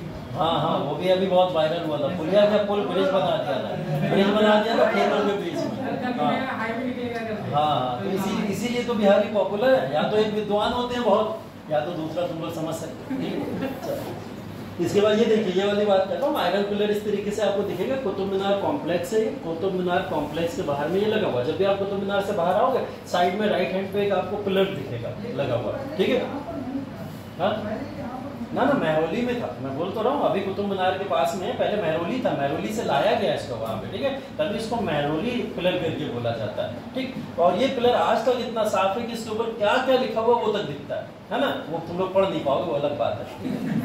लेकिन जो लिखा हुआ है वो भी सब समझ आता है इसके अंदर। ठीक है, तो ऐसे इंस्क्रिप्शन वगैरह इस समय में हुआ करते हैं। ठीक है, अब ये देखिए इस इंस्क्रिप्शन की अगर बात की जाए तो ये भी इंस्क्रिप्शन इसी समय का काल का माना जाता है। ठीक है, और इसको जेम्स प्रिंसिप ने ढूंढा था। जेम्स प्रिंसिप की बात हो रही है, जेम्स प्रिंसिप ने इसको अपने समय काल के अंदर ढूंढा था। ऐसा नहीं है कि इंस्क्रिप्शन पहले था नहीं या कहीं गुम किया था, इन्होंने जेम्स प्रिंसिप ने बस बताया जाके यहाँ पे एक इंस्क्रिप्शन है जिसके ऊपर ये डिटेल्स मेंशन करी गई है, जिससे पता चलता है ये समुद्रगुप्त के समय का इंस्क्रिप्शन रहा होगा जिसको यहाँ पे लाया गया। ठीक है, तो ये इंस्क्रिप्शन के बारे में थोड़ी बहुत डिटेल है। ठीक है, इसको तो आर्ट एंड कल्चर में हम लोग पढ़ेंगे बाद में। ठीक, समुद्रगुप्त का greatest ruler of Gupta dynasty जिसको हम लोग बोलते हैं। अपने साम्राज्य के अंदर मैंने जिस तरीके से आपको बताया, बड़े बड़े साम्राज्य को विस्तारित करके इसने गुप्ता एम्पायर को एक बहुत विशाल एम्पायर बना दिया था। ठीक है, गुप्ता एम्पायर के इस विशाल एम्पायर को इन्होंने अपने हाथों में लिया और लेने के बाद में अपने बेटे को हाथों में सौंप दिया, जिनका नाम था चंद्रगुप्त सेकंड। ठीक है, चंद्रगुप्त सेकंड के बीच में भी एक शासक आए थे, रामगुप्त। ठीक है, रामगुप्त भी इनके एक पुत्र ही थे, लेकिन ज़्यादा समय गद्दी पे नहीं रह पाए। 380 में आए और 380 में ही चले गए। ठीक है, तो इसके बाद में गद्दी को संभालने के लिए कौन आया? चंद्रगुप्त सेकंड। ठीक है, अब चंद्रगुप्त सेकंड को भी सबसे महानतम शासकों में से काउंट किया जाता है। अगर हम गुप्ता एम्पायर की बात ही करते हैं तो हमें कुछ याद रहे ना रहे, लेकिन चंद्रगुप्त सेकंड जरूर याद रहते हैं, है ना। तो अगर हम लोग मॉडर्न एम्पायर की बात करते हैं, जैसे वहाँ अशोका सुनने में मिलता है, वैसे यहाँ पे चंद्रगुप्त सेकंड के बारे में कहानियां बहुत हैं और उनके बारे में लगातार सुनने को मिलता रहता है। ठीक है, अब देखिए चंद्रगुप्त सेकंड कुछ ऐसी फिलॉसफीज को भारत के अंदर लाए जिन फिलॉसफीज को इतिहासकारों ने या पिछले कुछ शासकों ने उपयोग किया था अपने साम्राज्य के विस्तार के लिए। ठीक है, इतिहासकारों ने उसके बारे में मेंशन भी किया। चंद्रगुप्त सेकंड का तरीका जो था वो समुद्रगुप्त से एकदम अलग था। ठीक है, वो अपने साम्राज्य के विस्तार के लिए युद्ध के ऊपर ज़्यादा डिपेंडेंट नहीं थे। जहाँ बहुत नीड होती थी वहीं युद्ध करने जाएंगे, अदरवाइज दूसरे तरीके अच्छे तरीके उनसे भी युद्ध लड़ा जा सकता है, मतलब साम्राज्य को विस्तारित किया जा सकता है। ठीक है, उनके कुछ एग्जाम्पल्स के तौर पर अगर हम लोग देखें तो देखिए चंद्रगुप्त सेकंड वो साम्राज्य जब इन्होंने अपना स्थापित किया, जिनके साम्राज्य के काल में गुप्ता एम्पायर अपने चरम पे था।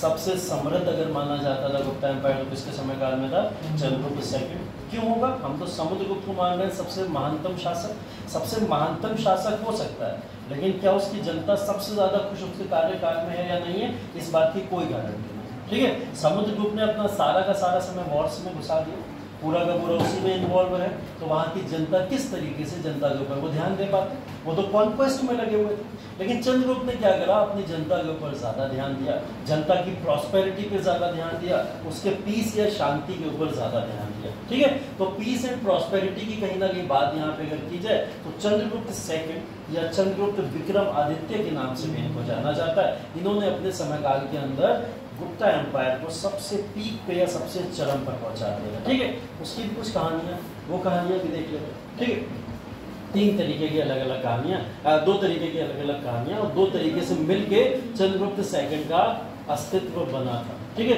क्योंकि चंद्रगुप्त प्रथम को हम लोग देख चुके हैं। चंद्रगुप्त प्रथम कौन? जिन्होंने मैट्रिमोनियल रिलेशन स्थापित करके या वैवाहिक संबंध स्थापित करके अपने पूरे साम्राज्य को स्थापित किया। दूसरी समुद्रगुप्त भी देख चुके हैं, जिन्होंने सिर्फ मिलिट्री कॉन्क्वेस्ट से मिला के अपने साम्राज्य को स्थापित किया। अब ये तो उन्हीं के वंशज है, इन्होंने क्या करा? दोनों की पॉलिसी उठाई। इन्होंने बोला कि वैवाहिक संबंध भी स्थापित किए जा सकते हैं और जहां बहुत जरूरी लगेगा वहां वॉर भी किए जा सकते हैं। ठीक है, तो इन्होंने वैवाहिक संबंध या इनकी ये डिप्लोमेसी नीति हुआ करती थी, वैवाहिक संबंध स्थापित करके अपने साम्राज्य का विस्तार करना। और अगर नहीं ऐसा पॉसिबल हो पा रहा है तो क्या करो? मिलिट्री जीनियस तो है समुद्रगुप्त हमारे पिताजी, उनके सारे के सारे कार्य जैसे उन्होंने किए उनके लक्षणों पर चलना शुरू कर देंगे। दोनों तरीके इन्होंने अपनाए और दोनों तरीके करके इस तरीके से चंद्रगुप्त सेकंड को सबसे बड़ा शासक इस समय जाना जाता है। ठीक है, यहाँ आपको प्रभावती गुप्ता लटकी हुई दिख रही होगी, है ना, लटकी हुई दिखाई दे रही है। अभी इसके पीछे कहानी देखो क्या है, समझ आ जाएगा। मैंने बोला कि हम बात कर रहे हैं चंद्रगुप्त सेकंड की 2 तरीके की नीतियाँ हैं, एक मिलिट्री या सैन्य अभियान के तहत और दूसरी नीति कौन सी है? वो नीति है इनकी डिप्लोमेसी नीति, जो वैवाहिक संबंध स्थापित करके बन सकती है। ऐसी 2 नीतियां इन्होंने अपनाई और ये 2 नीतियां अपनाने के बाद में इस समय में इन्होंने किस तरीके से अदर राज्यों पे अपना कॉन्क्वेस्ट किया। चलो बात करते हैं धीरे धीरे करके। ये साम्राज्य तो पूरा का पूरा जो दिखाई दे रहा है आपको ब्लू पार्ट में, ये तो है हम देख रहे हैं पूरी तरीके से किसका है? गुप्ता एम्पायर का। ठीक है, शाकास का एक इलाका था जो इस वाले पूरे के पूरे गुजरात का जो इलाका है पूरा का पूरा, सौराष्ट्र वगैरह का, वो सब शाकास रूल किया करते थे। ठीक है, हमने बोला अभी जरूर कि समुद्रगुप्त ने शाकास को हरा दिया, लेकिन बाद में धीरे धीरे करके शाकास ने फिर से अपने पैर पसारे और शाकास ने फिर से उसके ऊपर अपना साम्राज्य स्थापित कर दिया। ठीक, तो एक चैलेंज इनके सामने था शाकास को हराना।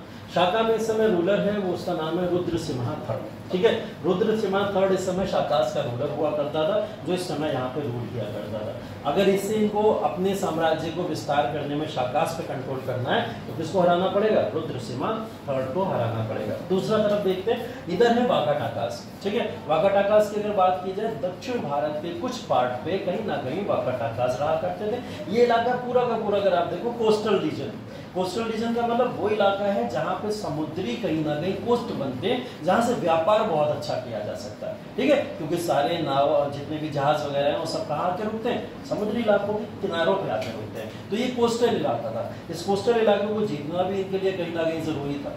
हुआ क्या कि वाकाटाकास के जो शासक थे इस समय, इनका नाम था रुद्रसेना सेकंड, ठीक है। इन दो साम्राज्य के दो चैलेंज हैं इनके सामने।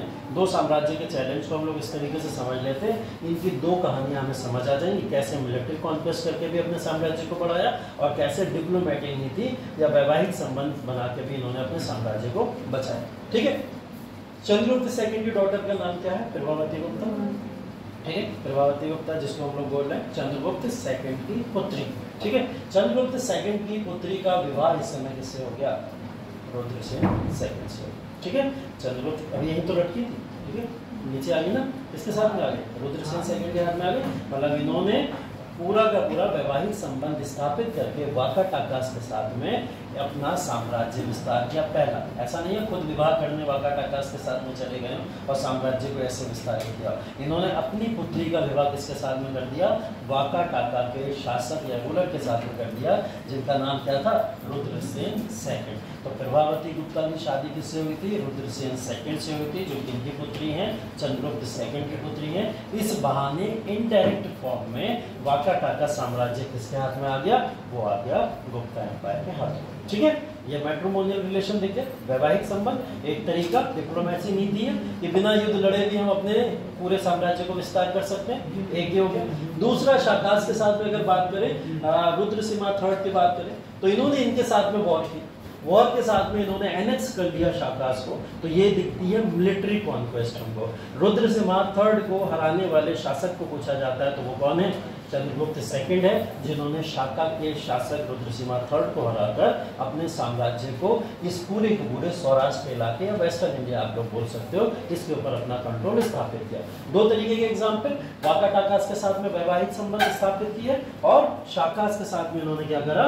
अपने ऐसे वॉर्स के साथ में पूरे साम्राज्य को जीता, ठीक है। तो चंद्रगुप्त मौर्य, मैंने चंद्रगुप्त सेकंड जिस तरीके से विक्रमादित्य जिनको बोलते हैं, मैंने आपको बताया कि इन्होंने मिक्स फॉर्म में अपने साम्राज्य को विस्तारित किया था, जिसका एक बहुत बड़ा नमूना आप लोग अभी देख सकते हैं, ठीक है। अब किस्मत थोड़ी अच्छी रही चंद्रगुप्त सेकंड, वो किस्मत कैसे अच्छी रही कि आने वाले समय में कुछ घटनाएं ऐसी घटित हुई जिसकी वजह से चंद्रगुप्त सेकंड को और इंडिया का पार्ट काफी मजबूती से मिलता चला गया, ठीक है। जिसके एग्जाम्पल के तौर पर अब ये देख सकते हो आप, ठीक, इन्होंने शाकास को हराने के बाद में एक टाइटल लिया था शाकाहारी। क्या बोला था खुद को? शाकाहारी। मतलब शाकाहारी का मतलब होता है शकों का अंत करने वाला। जिसने शकों को अंत कर दिया वो क्या कहलाएगा? शाकाहारी। क्योंकि शाकाहारी इसलिए इनको बोला गया क्योंकि अब फाइनल फॉर्म में शक रूलर्स थे जो उनको खत्म कर दिया गया या उनका अंत कर दिया गया। रुद्रसीमा थर्ड जो है वो अंतिम शासक हैं शाकास रूलर के, और उनको हरा के चंद्रगुप्त सेकंड ने शकों को पूरी तरीके से परास्त कर दिया।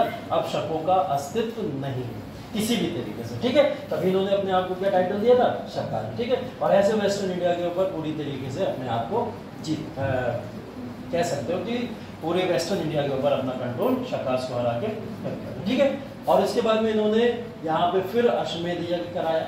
शकारा का अपने आप को टाइटल दे गया, शकारी का टाइटल दे गया, क्या कराया था? अश्वमेध यज्ञ कराया था। देखिए अश्वमेध यज्ञ एक परंपरा है, सभी शासक उस समय जब एक बहुत बड़ा युद्ध जीतते थे तो क्या कराते थे? अश्वमेध यज्ञ जैसी परंपरा को जरूर कराया करते थे, ठीक है। तो इस समय में भी आपको दिखाई दे रहा है अश्वमेध यज्ञ, यहाँ पे भी दिखाई दे रहा है। तो अश्वमेध यज्ञ अगर पूछा जाए चंद्रगुप्त सेकंड ने कब कराया था, तो शकों को हराने के बाद में जिनके शासक रुद्रसीमा थर्ड थे उनको हरा के इन्होंने अश्वमेध यज्ञ कराया, ठीक है। इसके बाद में इन्होंने अपने आप को एक टाइटल भी दिया था अश्वमेध यज्ञ करके, जिसको विक्रमादित्य बोल रहे हैं। जो मैं बार बार आपको बता रहा हूँ कि चंद्रगुप्त को किस नाम से जाना जाता है? विक्रमादित्य के नाम से जाना जाता है। तो इनको विक्रमादित्य के नाम से तब जाना गया जब इन्होंने शकों को पराजित कर दिया, ठीक है। तो शकों को पराजित करने के बाद में इस तरीके से कहा जा सकता है कि इन्होंने लगभग पूरे भारत के इलाकों को कंट्रोल में ले लिया था। अब बात की जाए कि कौन कौन से इलाके इन वॉर्स के बाद में या मैट्रिमोनियल रिलेशन के बाद में इनके किनके हाथों में आ गए? तो जैसे मैंने बोला वेस्टर्न इलाका अगर बात करें, मालवा का पूरा पठार, मालवा के पठार का मतलब कोस्टल रीजन पूरा का पूरा इनके साथ में आ गया। पेनिनसुलर रीजन काठियावाड़ का इनके पास में आ गया। और अगर बात की जाए तो बरोज, सोपारा और तांबे, ये जितने भी पोर्ट्स थे ये सारे के सारे किसके पास में आ गए थे? गुप्ता एम्पायर के चंद्रगुप्त सेकंड के पास में आ गए थे। पूछा जाता है ये क्वेश्चन कि कौन कौन से पोर्ट्स के ऊपर चंद्रगुप्त सेकंड ने कब्जा अपना कर लिया था शक को हराने के बाद। ठीक है, तो कौन कौन से पोर्ट पे कर लिया था? बरोज के ऊपर, सोपारा के ऊपर और कैम्बे के ऊपर, इन पोर्ट्स के ऊपर अपना कब्जा स्थापित इन्होंने कर लिया था। ठीक है, और अगर बड़े बड़े फॉर्म में देखा जाए तो वेस्टर्न मालवा का पूरा इलाका और काठियावाड़ पेनिनसुला इनके कंट्रोल में अब आ चुका था। इससे फायदा क्या हुआ? ये सारे सी पोर्ट्स को कंट्रोल करने से फायदा क्या होगा? इकोनॉमिक फायदा हो, आर्थिक रूप से कहीं ना कहीं मुनाफा मिलेगा। वो आर्थिक रूप से मुनाफा, ट्रेड बढ़ जाएगा, व्यापार बढ़ जाएगा। व्यापार किसके साथ बढ़ जाएगा? वेस्ट के साथ। वेस्ट पश्चिमी जितने भी लोग थे, ग्रीक्स हो गए, ईरानियन हो गए, यूनानी हो गए, जितने भी वेस्ट में लोग रहते थे उन सबके साथ में क्या हुआ? एक ऐसा संबंध क्रिएट हो गया जो क्या हुआ कि इकोनॉमिक गतिविधियां या ट्रेड भारत के अंदर काफी तेजी से आने लगे। देखो ट्रेड भी ऐसा होता है कि हमने भाई वेस्ट के साथ में संबंध स्थापित किए, उसके बाद में वेस्ट से हम बहुत सारी वस्तुएं खरीद रहे हैं और इससे हमारे देश का डेवलपमेंट हो रहा है। ठीक है, लेकिन यहाँ पे कुछ अलग दिखाई देता है। यहाँ दिखाई देता है एक्सपोर्ट, निर्यात, सब निर्यात दिखाई दे रहा है। कोई ऐसी जगह नहीं जहाँ पे आपको आयात दिखाई दे रहा हो। सब जगह क्या दिखाई देता है? निर्यात दिखाई देता है। और निर्यात क्यों दिखाई दे रहा है? निर्यात की अगर बात की जाए, निर्यात का मतलब है, आप इस बात को इकोनॉमिक बेसिस पे या इकोनॉमिक टर्मिनोलॉजी के बेसिस पे समझते होंगे, अगर हम आयात करते हैं और अगर हम निर्यात करते हैं तो दोनों में हमारे लिए फायदेमंद क्या है?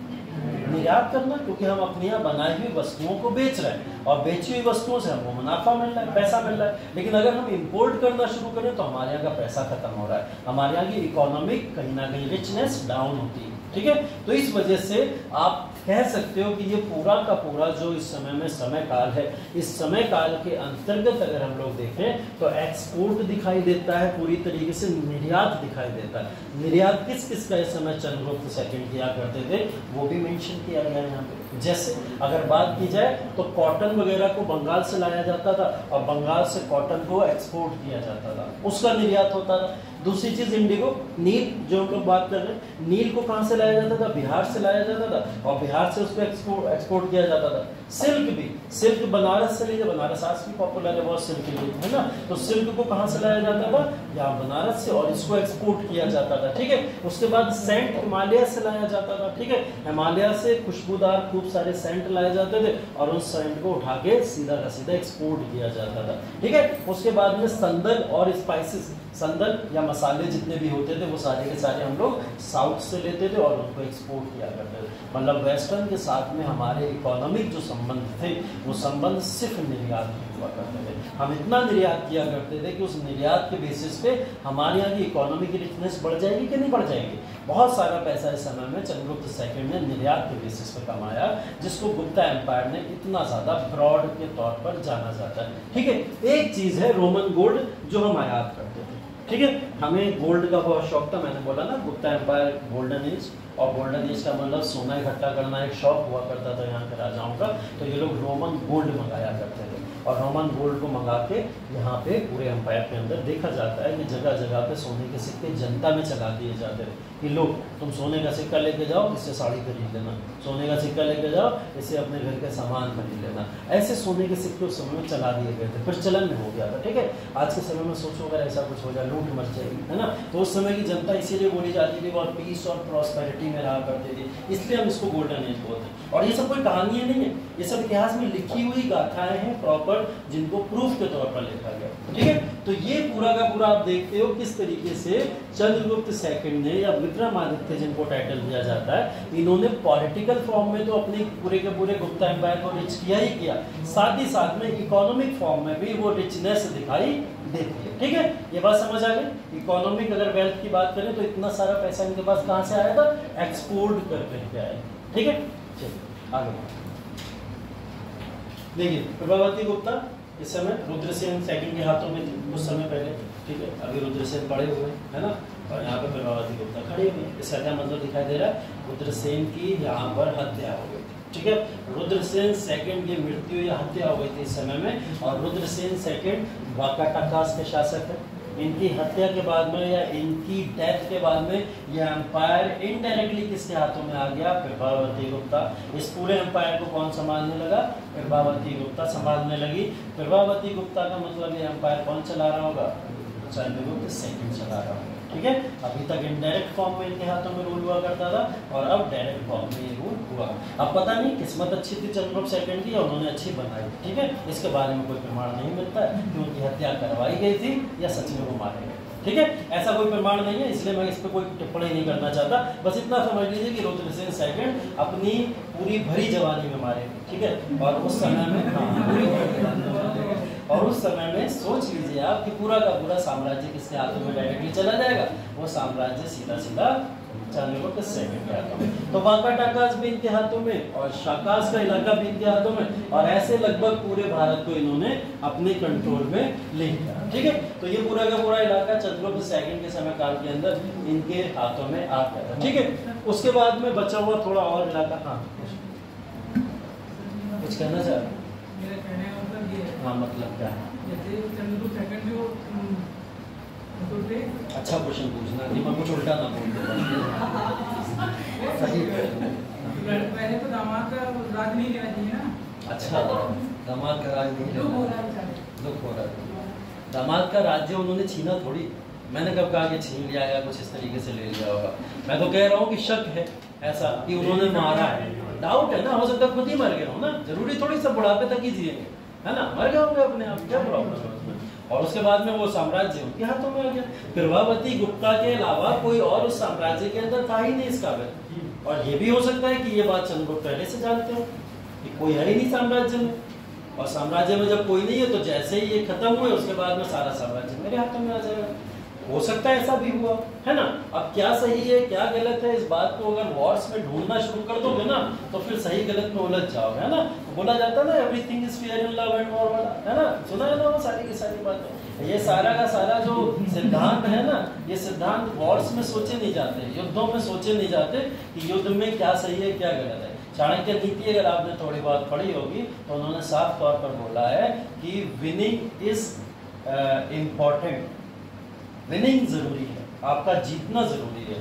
The pattern of winning is not important, आप कौन सा रवैया या तरीका अपना रहे हो वो जरूरी नहीं, जरूरी ये है कि आप जीत रहे हो, कौन से तरीके से जीत रहे हो वो जरूरी है, ठीक है। और तभी चाणक्य ने यह बात कहते हुए डैश लगा के बोला साम दाम दंड, ठीक है, तभी बोला था ना।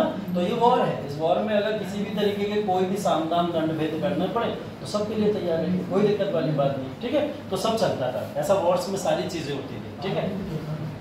हाँ, एथिकल या अनएथिकल चीजें हैं, उसके बेसिस पे अगर आप उसका आकलन करने चले जाओ तो इतिहास नहीं पढ़ पाओगे, है ना। इतिहास के अंदर बहुत अनएथिकल चीजें होती हैं, बहुत अनएथिकल चीजें, अनैतिक चीजें बहुत सारी हुई, ठीक है। इसीलिए तो यूपीएससी ने आपको एक सब्जेक्ट दे दिया ना कि एथिक्स भी पढ़ लो, नैतिकता अपने अंदर ले आओ, वरना तुम तो सीख के आ जाओगे साम दाम दंड के, और उसके बाद एग्जाम में पास करने के लिए चीटिंग भी करोगे बैठ के। कहोगे चाणक्य ने बोला है पास होना जरूरी है, कैसे पास है ना, तो तुम लोग चीटिंग करो बैठ कर। तो इसलिए आपको नैतिकता भी सिखाई जा रही है, वो एथिक्स भी सिखाई जा रही है। हाँ, तो वही है बात की एथिक्स भी सीख के सारी की सारी चीजें करो, ठीक।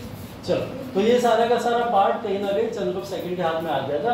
बचा पार्ट है पूरे के पूरे नॉर्दर्न इलाके का, वो नॉर्दर्न इलाका जो अफगानिस्तान, काबुल, कंधार का इलाका हुआ करता था। इस इलाके के ऊपर अभी भी कौन था? कुषाण हुआ करते थे। मतलब कुषाण कहाँ तक थे? बैक्टीरिया तक थे। बैक्टीरिया कोई कीटाणु जीवाणु नहीं, ठीक है, बैक्टीरिया एक जगह, ठीक है, बैक्टीरिया एक जगह है जो ग्रीक साम्राज्य का एक पार्ट हुआ करती थी। तो बैक्टीरिया जो बेसिकली इलाका है, उस इलाके तक कुषाण अफगानिस्तान के इलाके तक आके अपने साम्राज्य को स्थापित किए हुए थे। तो इन्होंने क्या करा था, इस समय अटैक करा कुषाणों के ऊपर, उनकी ही टेरिटरी में घुस के उन्हें मारा, और मारने के बाद में कुषाणों को परास्त करके इस पूरे इलाके को भी अपने पार्ट में मिला लिया, ठीक है। तो एक नई विक्ट्री और अगर देखोगे इनके समय काल के अंदर तो वो कुषाणों के ऊपर विजय है। और ये तीनों बहुत इंपॉर्टेंट इतिहास के पार्ट हैं, चाहे कुषाण हो जाए, चाहे शाकास हो जाए, चाहे वाकाटकास हो जाए, ये सभी बहुत इंपॉर्टेंट है और तीनों को इन्होंने जीता है। ठीक है। तो इस वजह से चंद्रगुप्त सेकंड का जो कद है वो इतना ऊंचा दिखाई देता है आपको। अब ये देखिए पूरा का पूरा ये इलाका जो है बैक्टीरिया तक का, मतलब नॉर्थ वेस्ट का इलाका पूरा किसके हाथ में चलाया, गुप्ता एम्पायर। और इतना इतिहास में कभी किसी ने बैक्टीरिया तक का इलाका नहीं जीता।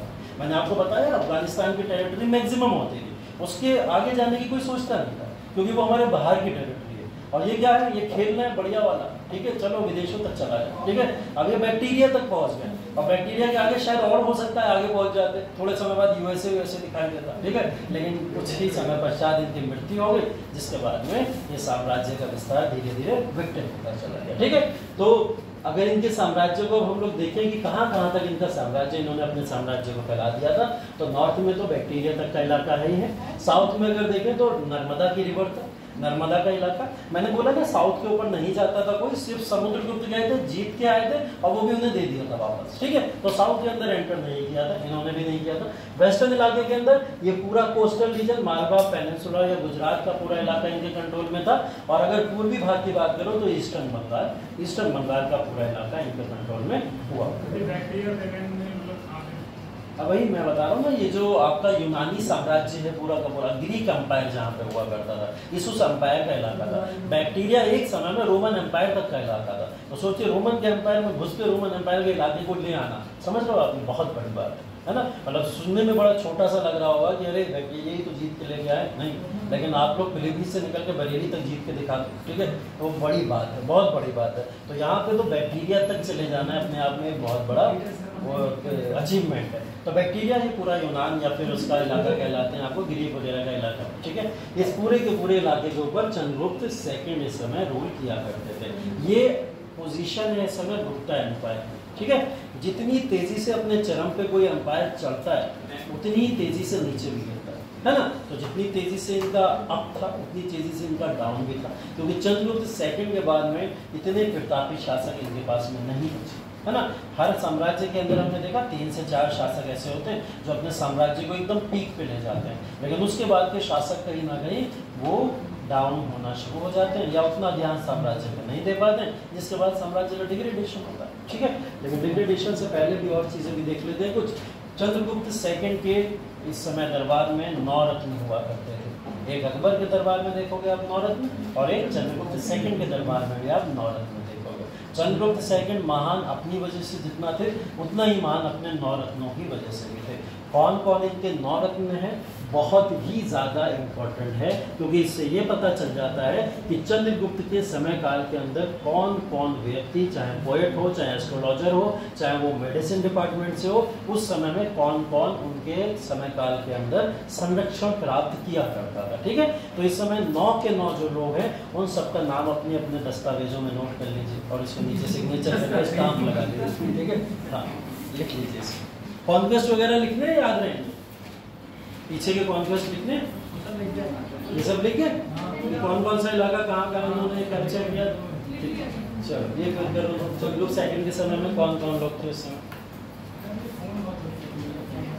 पीडीएफ सेंड कर दूंगा, लेकिन कब करूँगा ये बताना। अभी मैं सैटरडे तक तो नहीं करूँगा, एकदम नहीं करूँगा, मैं इसी वजह से बता रहा हूँ, क्योंकि मैंने ये सेंड कर दी तो तुम लोग हो जाओगे इसी, ठीक है। और तुम लोग इसी सब पे ध्यान दोगे ना, तो फिर मॉडर्न हिस्ट्री का टेस्ट कैसे दे पाओगे। और मॉडर्न की मैंने पूरी की पूरी पीडीएफ सेंड कर रखी है, सिर्फ पीडीएफ से भी कायदे से पढ़ लोगे अगर, तो आपका टेस्ट ठीक हो जाएगा, अच्छा हो जाएगा। यूपी लेवल पे है टेस्ट, ध्यान रखिएगा, सभी बच्चे आके इसके अंदर पार्टिसिपेट करिएगा जरूर। उत्तर प्रदेश के कुछ लोगों के अंतर्गत आप कौन सी पोजीशन पे आते हो ये पता चल जाएगा, है ना। सैटरडे को टेस्ट है, तीनों सब्जेक्ट का है, ध्यान रखिएगा, तीनों सब्जेक्ट का, हिस्ट्री, पॉलिटी और ज्योग्राफी।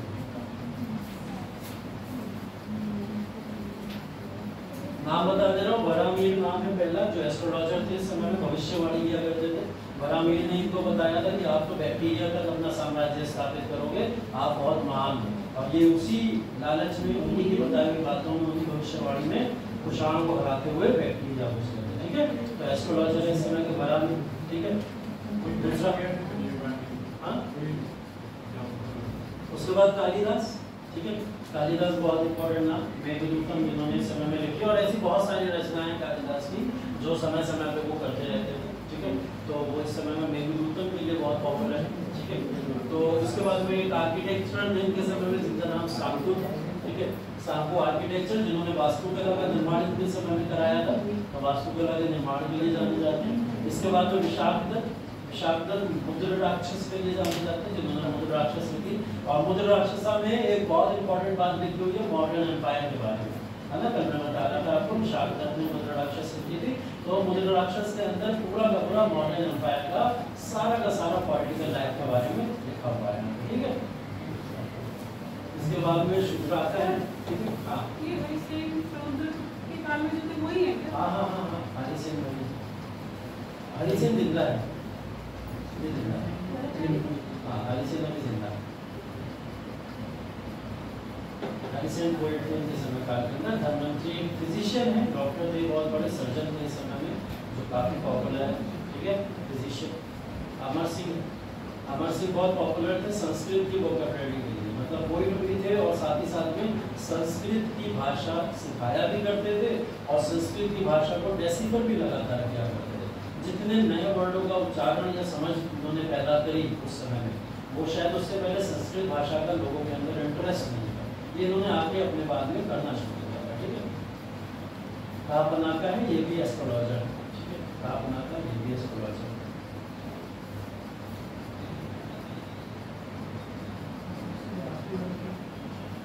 शुद्राका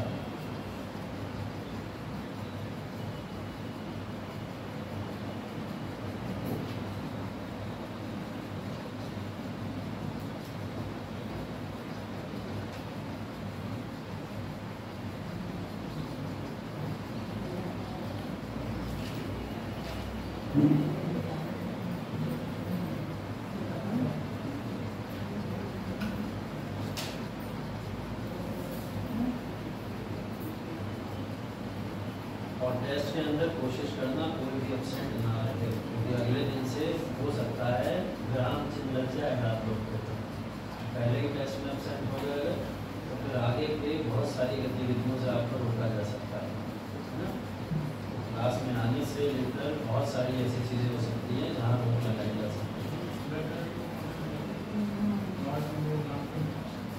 मेरी छात्र का ये पुस्तक मेरी छात्र का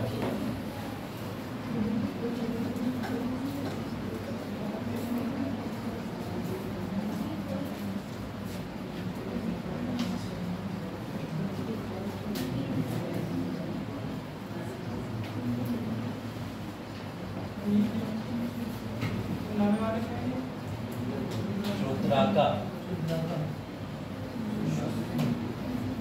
मृच्छाकुटा, शुद्राका मृच्छाकुटा, ठीक है। तो ये चंद्रगुप्त सेकंड का समयकाल है।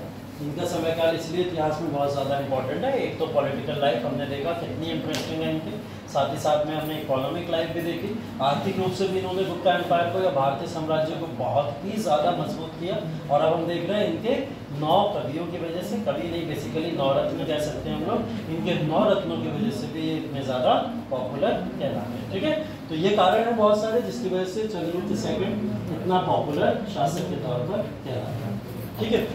अब यहाँ से कोई व्यक्ति आता हुआ दिखाई दे रहा है।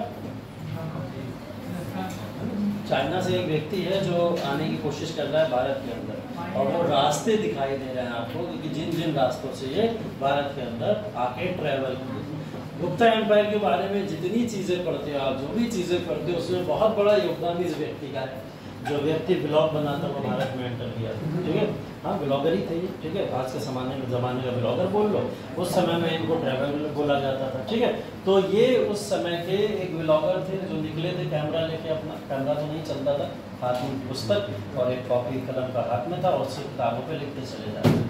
जिस एरिया में जाते थे उसकी कुछ इंपॉर्टेंट चीज़ें लिख दिया करते थे। ऐसे ही उन्होंने भारत को घूमना शुरू किया, और भारत में घूमने को लेकर एक श्रृंखला है जिस पूरी की पूरी श्रृंखला को इन्होंने यहाँ पे अपनाया, ठीक है। ये यहाँ खोतान से एंटर किए थे, और खोतान के बाद में ये भारत के तमाम इलाकों के अंदर घूमते घूमते घूमते घूमते फाइनली जो दिखाई देता है पाटलिपुत्र या बोधगया जैसे इलाकों पे चले आए। इन इलाकों के अंदर अगर आके देखा जाए तो इन्होंने बिहार के अंदर आके नालंदा के अंदर स्टे करके वहाँ शिक्षा भी दी, ठीक है, और वहाँ 6 साल रुके, और 6 साल रुकने के बाद में वहाँ की शिक्षा दीक्षा, किस तरीके से इकोनॉमिक लाइफ है इस समय में भारत की, किस तरीके के लोग भारत में रहते हैं, उस समय के समाज के बारे में लिखा, समाज के अंदर लोगों की क्या दशा है, किस दिशा में यहाँ के लोग जा रहे हैं, ये सारी बातें इन्होंने लिखी, सब कुछ लिख के गए, एक चीज़ नहीं लिखी बस, और वो ये नहीं लिखी कि चंद्रगुप्त सेकंड कोई व्यक्ति है, ठीक है, मतलब जिसके साम्राज्य के अंदर एंटर किए उसी का नाम लिखा, ठीक है, उनके बारे में कुछ नहीं लिख के गए, उनके बारे में कोई बात नहीं लिखी कि बहुत प्रतापी राजा हैं, बहुत अच्छा कार्य कर रहे हैं या कुछ भी, इन्हीं के साम्राज्य के अंदर आए, पूरे भारत में घूमे और घूम के यहाँ की आर्थिक स्थिति लिख के चले गए, सामाजिक स्थिति लिख के चले गए, यहाँ के धर्म के बारे में लिख के चले गए, बुद्धिज्म को ग्लोरीफाई करके चले गए, बुद्धिज्म को एडॉप्ट भी किया था इन्होंने आकर, बुद्धिज्म का बहुत प्रचार प्रसार किया, ठीक है, और ये प्रचार प्रसार करने के बाद में लगभग इन्होंने 10 साल यहाँ भारत के अंदर गुजारे, और 10 सालों के अंतर्गत ये भारत के अंदर अपने ट्रैवल के काल के दौरान 6 सालों की नालंदा की शिक्षा भी लेते हैं, और शिक्षा लेने के बाद में यहाँ से वापस चले जाते हैं। कौन है ये व्यक्ति? पायान है या हिंसा है? हिंसा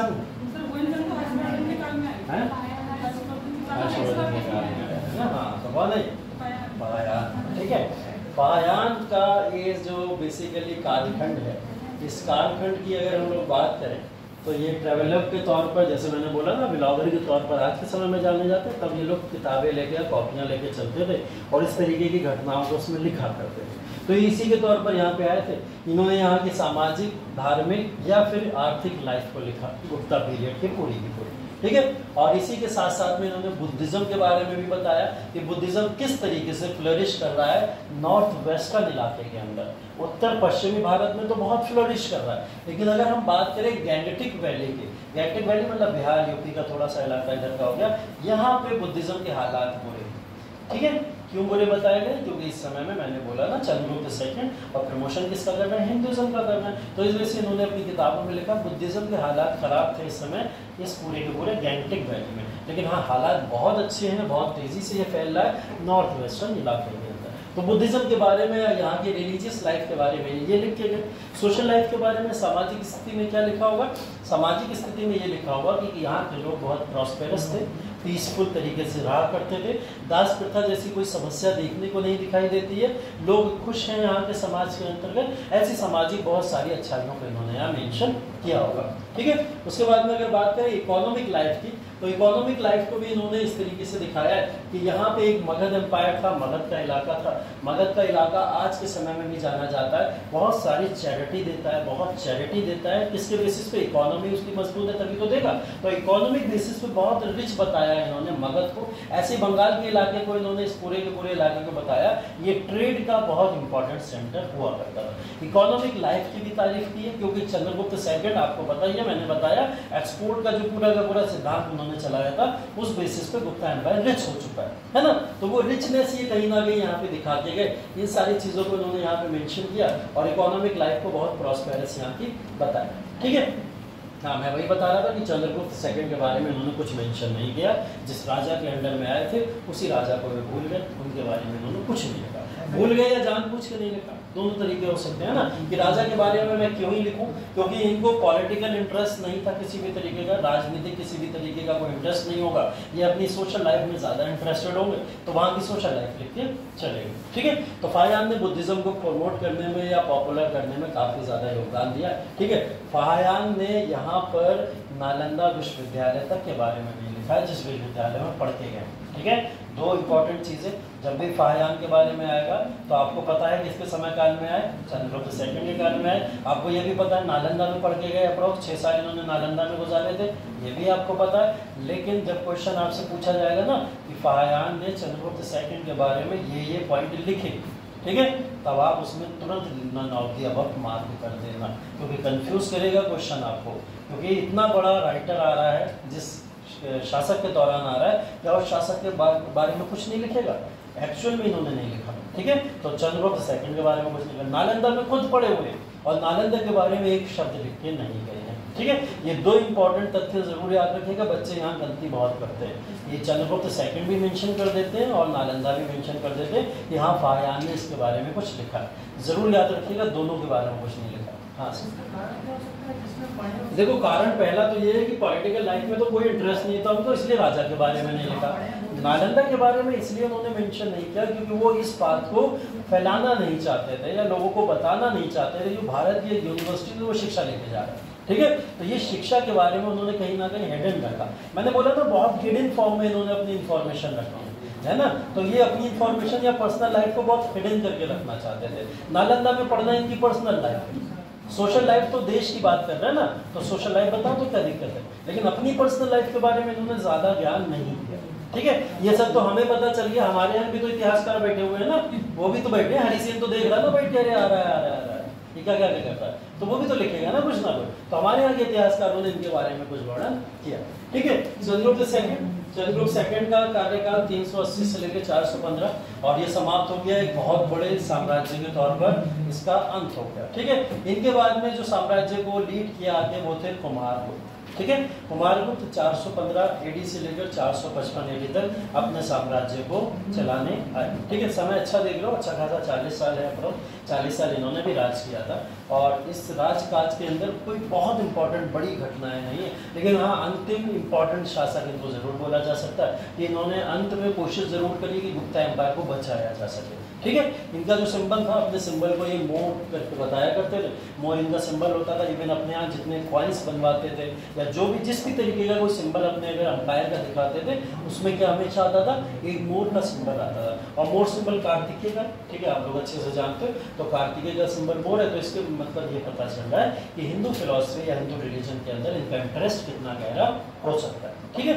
तो बस एक सिंबलाइज करके ये बात हमको यहाँ पे पता चलेगी। ठीक है, पीस एंड प्रोस्पेरिटी। ठीक है, ये दो चेहरे दिख रहे हैं आपको, यस सर, है ना, जाने पहचाने हैं, मुन्ना मुन्ना भैया तो दिख ही रहते हैं। ये जो दो चेहरे हैं, ये चेहरे हैं हूण शासकों के। ठीक है, हूण शासक वो शासक है जो भारत के नहीं। ठीक है, ये भारत के नहीं, लेकिन एक जेनेटिक परंपरा इनकी चली आई है और ये काफी समय से अपने साम्राज्य को विस्तारित करने पे लगे हुए थे। ठीक है, तो हूण शासक इस समय के पूरे जो हम लोग बात कर रहे थे कि हम लोग बात करें सेंट्रल एशिया की, अगर जो इलाका यूनानियों का था, ग्रीक का इलाका था, उन इलाकों में एक राजवंश था जिसका नाम था हूण राजवंश। ठीक है, हूण राजवंश के दो इंपॉर्टेंट शासक हैं, अभी एक एक शासक करके हम लोग बात कर लेते हैं। ठीक है, देखिए कुमारगुप्त ने क्या करा था, अपने साम्राज्य को इंटैक्ट कर लिया। इंटैक्ट करने का मतलब बांध दिया चारों तरफ से। उन्होंने बोला चंद्रगुप्त सेकंड जैसा साम्राज्य छोड़ के गए, अगर इसको बचाना है तो प्रोटेक्ट करो। तो इन्होंने क्या करा, प्रोटेक्ट करने के लिए साम्राज्य की तरफ घेरे बना दिए, चारों तरफ से साम्राज्य को घेर लिया। आर्मी को इतना मजबूत बॉर्डर्स पे कर दिया कि आर्मी को कोई भेद ना पाए, किलों को बनवा दिया चारों तरफ जिससे कोई एंटर ना कर पाए। तो इन्होंने अपने पूरे साम्राज्य के अंदर अपने साम्राज्य को सिर्फ बचाने की कोशिश करी है। एक्सपेंशन या एक्सपेडिशन दिखता ही नहीं, ऐसा नहीं दिखता कि साम्राज्य का विस्तार करा जाए, क्योंकि ये अपने आप में सेल्फ कॉन्फिडेंट नहीं थे। शायद इनको ये डर था कहीं ना कहीं मैं अगर साम्राज्य को विस्तार करने गया तो ऐसा ना हो कि मुझसे कोई और साम्राज्य का भाग छिन जाए और इतिहास में मेरा नाम गलत तरीके से लिख जाए कि इनके पिताजी तो साम्राज्य इतना बड़ा देके गए थे और इनने साम्राज्य आगे लुटवा दिया, है ना। तो ऐसा होता है, सारे इतिहासकार हम पढ़ के जाए ऐसे ही लिखा करते हैं जब भी किसी शासक के बारे में लिखते हैं। ठीक है, तो 415 से 55 एडी के दौरान कुमारगुप्ता के समय काल के अंदर इन्होंने पॉलिटिकल लाइफ में कोई खासा इंटरेस्ट नहीं लिया, उसको बस बाउंड कर दिया, रोक दिया चारों तरफ। तो इंटरेस्ट इनका गया था, इंटरेस्ट था इनका आर्ट एंड कल्चर के अंदर। किसके अंदर, कला एवं संस्कृति। अगर बोला जाए कला एवं संस्कृति का प्राचीन भारत में कोई स्वर्ण युग है तो वो इनका कार्यकाल कहलाता है। कुमारगुप्त ने अपने समय काल के दौरान कला एवं संस्कृति पर ध्यान दिया, इंस्क्रिप्शन से लेकर तमाम ऐसी आर्किटेक्चर या कलाएं बनवाई जिसको लेकर अकबर तक ने इनसे यहाँ पर कई सारी चीजें सीख के भारत के अंदर इम्प्लीमेंट करी हैं। जहांगीर इनका बहुत बड़ा भक्त था, जहांगीर इनको बहुत माना करता था, शाहजहां भी इनको बहुत माना करता था। क्यों? क्योंकि आर्किटेक्चर और वास्तुकला में जिस तरीके का इनका इंटरेस्ट था वही आप लोग देखोगे मुगल काल के कुछ शासकों के अंदर भी, है ना। तो ये इंस्क्रिप्शंस जो हुआ करते थे इस समय में या आर्किटेक्चर इन्होंने जो जो बनवाए इस समय में वो आर्किटेक्चर ये है। जैसे उदयगिरी में एक इन्होंने अपना अभिलेख लिखवाया है, उस उदयगिरी, अब ये बताओ कौन सी भाषा में लिखा होगा ये सब? गुप्ता एम्पायर की भाषा कौन सी थी? अगर उनकी कोर्ट लैंग्वेज की बात करूं मैं, कोर्ट लैंग्वेज क्या थी उनकी? कौन सी भाषा को यूज करते थे? जैसे मौर्य एम्पायर की बात करो, कौन सी भाषा को यूज करते थे? प्राकृत लैंग्वेज हम मानते हैं। इसी तरीके से अशोक, अगर हम लोग बात करें इसकी गुप्ता की, ये लोग कौन सी भाषा? संस्कृत भाषा। ठीक है, संस्कृत भाषा मूल्यवान भाषा इस समय बना दी गई थी। तो इस समय जितनी भी चीजें मिलेंगी वो सारी की सारी संस्कृत में ही मिलेंगी। ठीक है, ऐसे ही हर शासकों के दौरान कुछ ना कुछ उनकी इंपॉर्टेंट भाषा होती है जो वहाँ की मूल भाषा होती है। तो इन्होंने अपनी संस्कृत भाषा को अडॉप्ट किया हुआ था। ठीक है, मथुरा अभिलेख भी इनके समय में मिला है, मथुरा को भी इस समय में जाना जाता है। गधवा अभिलेख भी इनके समय का है। ठीक है, और करमडंडा स्टोन इंस्क्रिप्शन भी इनके समय का है। ये चारों इंस्क्रिप्शन मेंशन जरूर कर लीजिए किसके समय काल के हैं? कुमार गुप्त के समय काल के हैं, क्योंकि हाँ ये संस्कृत भाषा के अंदर डेसिफर किया जाता था, पूरी तरीके से संस्कृत भाषा के अंदर लिखा जाता था। मैंने वही बोला ना, संस्कृत भाषा का इवोल्यूशन हो रहा है इस समय। अगर आप समझोगे संस्कृत भाषा जैसी आज है वैसी ये तब की होगी, नहीं, ऐसा नहीं। संस्कृत भाषा का इवोल्यूशन हो रहा है। संस्कृत में अमर सिंह अभी डेसिफर करना शुरू किए कि संस्कृत भाषा की शब्दावलियाँ या इनकी जो वो हैं, क्या बोलते हैं, वोकैबुलरी है, उस वोकैबुलरी को ऐसे करके मेंशन किया जा सकता है। तो संस्कृत भाषा अपने आप में इवॉल्व हुई है, और आज के समय में जो हम देखते हैं ये इवॉल्व भाषा है। उस समय में संस्कृत भाषा का एक रूप थोड़ा अलग होता था, जिसमें प्राकृत भी मिक्स दिखती है, फारसी भी मिक्स दिखती है। ऐसी भाषा संस्कृत भाषा दिखाई देती है। ठीक है, अब प्योर संस्कृत भाषा है जिसमें किसी भी तरीके की कोई लैंग्वेज का मिक्सअप नहीं। ठीक, तो ऐसे इंस्क्रिप्शन इनके समय में थे। 40 साल के अपने कार्यकाल के अंदर इन्होंने आर्ट एंड कल्चर के ऊपर अपना ध्यान दिया। ठीक है, ये 4 अभिलेख लिख लीजिए कि कुमार गुप्त के समय के ये 4 अभिलेख इंपॉर्टेंट है। आर्ट एंड कल्चर रिफॉर्म,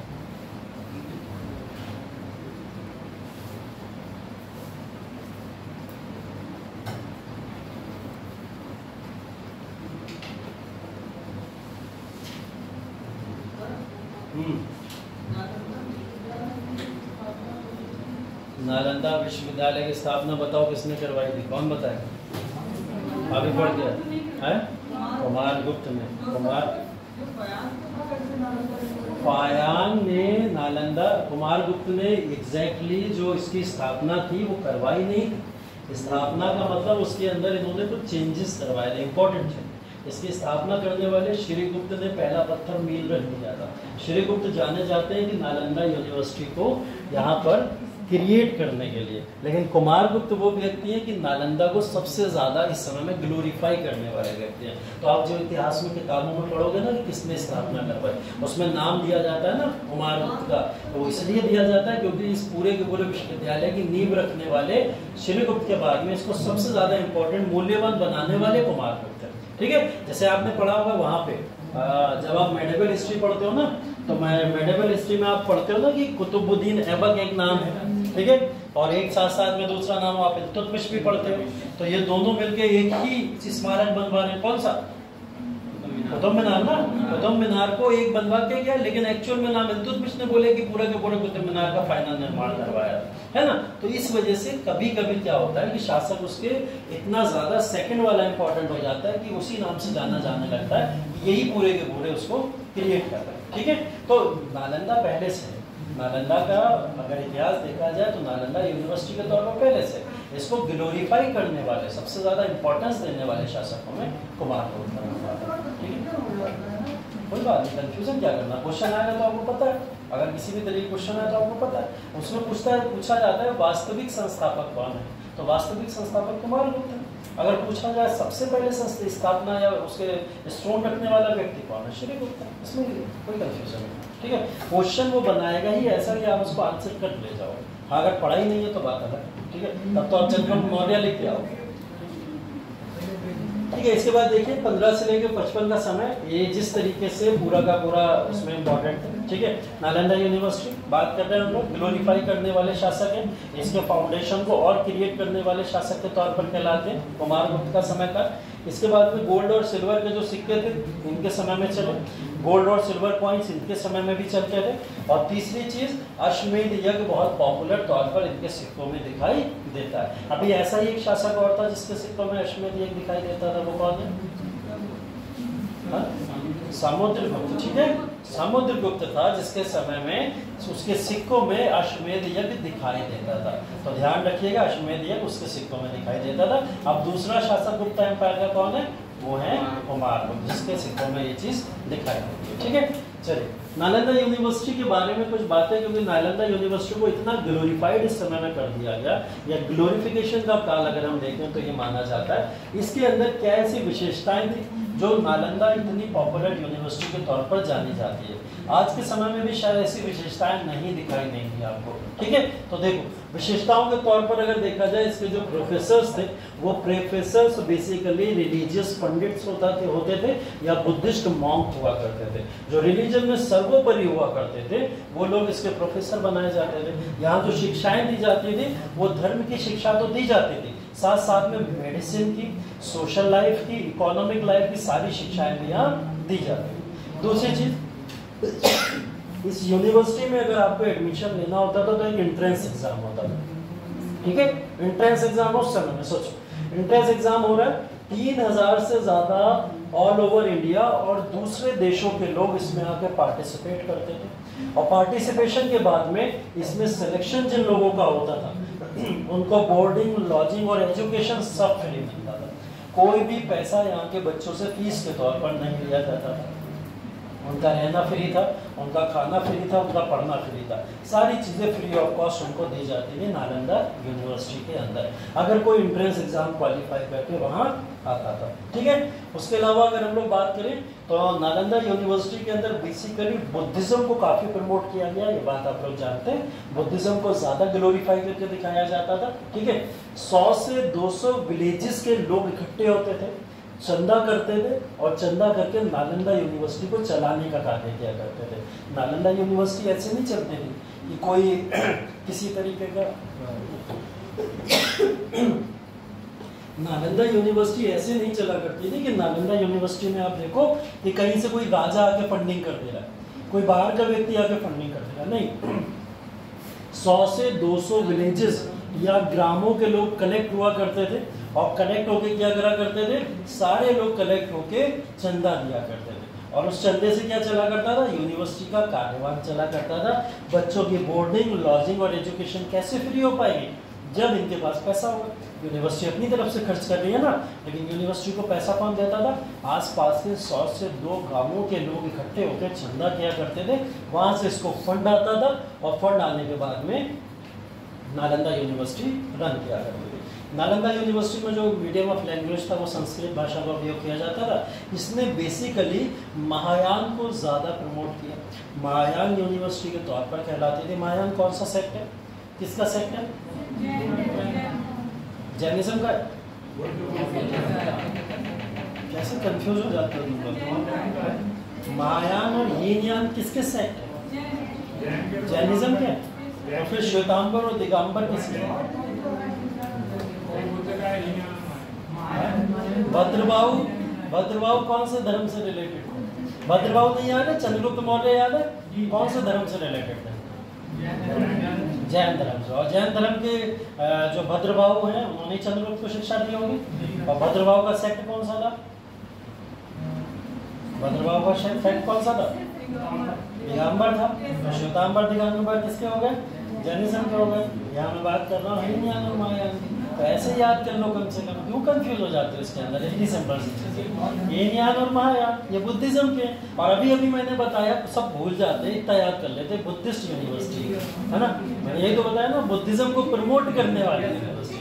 जब बुद्धिज्म को ज्यादा प्रमोट करती है ऐसी यूनिवर्सिटी है, तो बुद्धिस्ट कल्चर को ही तो प्रमोट करेगी।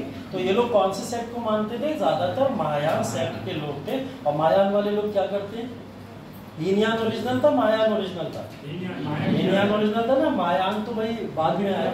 और महायान के लोग ईश्वर की पूजा बुद्धिज्म के फॉर्म में बुद्धा को ईश्वर मानते थे, और बुद्धा को पूजा भी करते थे, मूर्ति पूजा भी करते थे। ये सब बातें ये लोग नहीं करते थे ये लोग। तो महायान के अंतर्गत महायान के सेक्ट को ही यहाँ पे ज्यादा प्रमोट किया गया। इसका मतलब ऐसा नहीं है कि हीनयान को छोड़ दिया गया होगा, हीनयान भी पढ़ाया जाता था यहाँ पे, महायान भी पढ़ाते थे, हीनयान भी पढ़ाते थे। सारी फिलॉसफीज भी जो 6 स्कूल्स ऑफ हिंदू फिलॉसफी है ना, हिंदू दर्शन, षष्ठ दर्शन इनको बोला जाता है, वो भी इसमें पढ़ाते थे। वेदा और योगा के बारे में भी पढ़ाते थे। तो इस यूनिवर्सिटी में लगभग सभी शिक्षाएं दी जाती थी। साथ ही साथ में लॉजिकल रीजनिंग भी होती थी, ग्रामर भी होती थी, एस्ट्रोनॉमी भी होती थी, और मेडिसिन भी होती थी। ये सब मॉडर्न सब्जेक्ट्स थे उस समय में जो उपयोग में लाए जाते थे। ठीक है। तो आप देख सकते हो कि वो क्यों इतनी बड़ी एक बड़ी नालंदा यूनिवर्सिटी क्रिएट हुई। अगर आज के समय में ऐसी यूनिवर्सिटी ढूंढोगे ना तो कहीं नहीं, कोई यूनिवर्सिटी पूरे विश्व में ऐसी नहीं है जो इतनी सारी चीजें एक साथ आपको प्रोवाइड कर दे, और वो भी फ्री ऑफ कॉस्ट, सब फ्री ऑफ कॉस्ट, ठीक है। जिसके अंतर्गत कोई पैसा नहीं लिया जा रहा है, आपको रिलीजियस वे में भी शिक्षा दी जा रही है और मॉडर्न वे में भी शिक्षा दी जा रही है। ऐसी यूनिवर्सिटी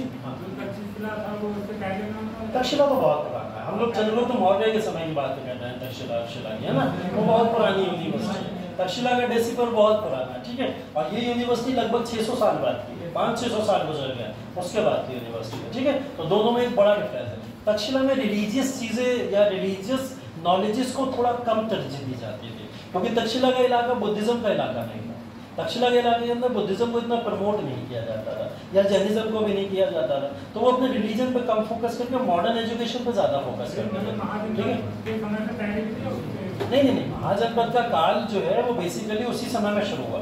तक्षशिला यूनिवर्सिटी में चाणक्य जब पहुंचे तो चाणक्य के समय काल से ही तक्षशिला का नींव पड़ना शुरू हुई, और उन्होंने महाजनपद के समय काल की यूनिवर्सिटी, तो ये बेसिकली 600 साल बाद की यूनिवर्सिटी है। 600 साल गुजर गए जब इस यूनिवर्सिटी को क्रिएट किया गया, और इस यूनिवर्सिटी के अंतर्गत सारी चीजें जो आप देख रहे हो, इस वजह से ये इतनी इंपॉर्टेंट यूनिवर्सिटी थी। और इस यूनिवर्सिटी की एक विशेषता बहुत बड़ी ये थी कि इस यूनिवर्सिटी में डिस्कशंस होते थे, वार्तालाप हुआ करते थे। टीचर आके लेक्चर या भाषण देके नहीं चला जाता था, ठीक है, जो तुम लोग सुनना पसंद करते हो, है ना, यार टीचर बक बक बक बक करे और चला जाए, हम बैठे बैठे शांत बैठे रहेंगे। हमेशा ध्यान रखना, मैं बार बार इस बात को क्लास में रखता ही रहता हूँ, मैं कहता रहता हूँ कि टू वे कम्युनिकेशन जब तक नहीं होता है तब तक आप इनहेंस नहीं कर पाते हो, और उस जगह पे पहुंचना बहुत मुश्किल हो जाता है। टू वे कम्युनिकेशन बहुत इंपॉर्टेंट। और ये यूनिवर्सिटी डिस्कशन की यूनिवर्सिटी थी, यहाँ बोला जाता था कि टीचर बच्चे आपस में बैठकर डिस्कशन करें, वार्तालाप करें। ऐसा नहीं है कि आप आओ कुछ पढ़ा के उन्हें चले जाओ, डिस्कशन की यूनिवर्सिटी थी। यूपीएससी का एग्जाम भी ऐसे ही, यूपीएससी के एग्जाम के अंदर कोई लेक्चर डिलीवर नहीं होते, यूपीएससी के एग्जाम के अंदर डिस्कशंस होते हैं, क्योंकि सामने वाला व्यक्ति भी यूपीएससी वाला है और इधर वाला व्यक्ति भी यूपीएससी वाला है, तो आपस में हमेशा क्या होगा, डिस्कशन होगा। तो डिस्कशंस के लिए जानी जाती थी डिस्कशन की यूनिवर्सिटी, ठीक है। और हाँ, सब लाइब्रेरी विक्रमशिला नालंदा की तो जलाई थी ना, याद है ना, अभी आगे चल रहे बख्तियार खिलजी ने, ठीक है। तो देखो क्या, चंद्रगुप्त सेकंड के बाद कुमारगुप्त के बाद में जितने भी इनके सक्सेसर हुए, उन्होंने लगभग 100 और सालों तक राज जरूर किया। 100 और साल तक चलिए, लगभग 455 से आप देखोगे 550 तक गुप्ता एम्पायर चला। 95 साल और चलता है, लेकिन कैसे चला, लेटर गुप्ता पीरियड के तौर पर। गुप्ता एम्पायर विकसित हो गया, छोटे छोटे पार्ट में बट गया, कोई कहीं स्वतंत्र हो जा रहा है, कोई कहीं स्वतंत्र हो जा रहा है। इंडिपेंडेंट राज्यों में गुप्ता एम्पायर पूरा टूटता चला गया, और इसी के बाद में 550 AD में गुप्ता एम्पायर पूरी तरीके से डिसअपियर हो गया या समाप्त हो गया, ठीक है। गुप्ता एम्पायर के समाप्त होने के जो काल है, उन काल खंडों में ये 3 बड़े कारण हैं जिसकी वजह से गुप्ता एम्पायर डिक्लाइन हुआ या इसका डिक्लाइनेशन हुआ। पहली चीज अभी होड़ों को देखा था आपने, भाई मिर्जापुर वाले मुन्ना भैया, है ना, वो बेसिकली एक कारण है होड़ों का अटैक। होड़ों ने अटैक किया भारत के अंदर, एक कारण जिसकी वजह से गुप्ता एम्पायर समाप्त हुआ। दूसरी चीज इनका कमजोर प्रशासन कमजोर हो गया, कुमारगुप्त के बाद में लोग संभाल नहीं पाए उस प्रशासन को, ठीक है। और तीसरा लैंड ग्रांट्स, इन्होंने भूमि के अनुदान इतने ज्यादा किए, या लैंड को इतना ग्रांट, मतलब बेसिकली ये बुद्धिज्म या फिर हिंदुइज्म या फिर किसी भी सेक्ट के लोगों को इतना ज्यादा दान पुण्य कर दिया करते थे, जिसके बाद प्रशासन के लिए इनके पास में जमीन ही नहीं बची, ठीक है। तो वो एक तीसरा कारण भी कहा जा सकता है जिसके लिए ये जिम्मेदार थे, ठीक है। तो ये पूरा का पूरा इंपॉर्टेंट कल्चर के तौर पर हम लोग ने देखा कि किस तरीके से गुप्ता एम्पायर अपने पूरे चरम पे था, और चरम के बाद ये कैसे डिक्लाइन हो गया, ठीक है। डिक्लाइनेशन के इन तीनों फेज की बात करेंगे हम लोग 1 by 1, अगले क्लास के अंदर अपने चर्चा करेंगे इसके बारे में जरूर, ठीक है। और उम्मीद, हाँ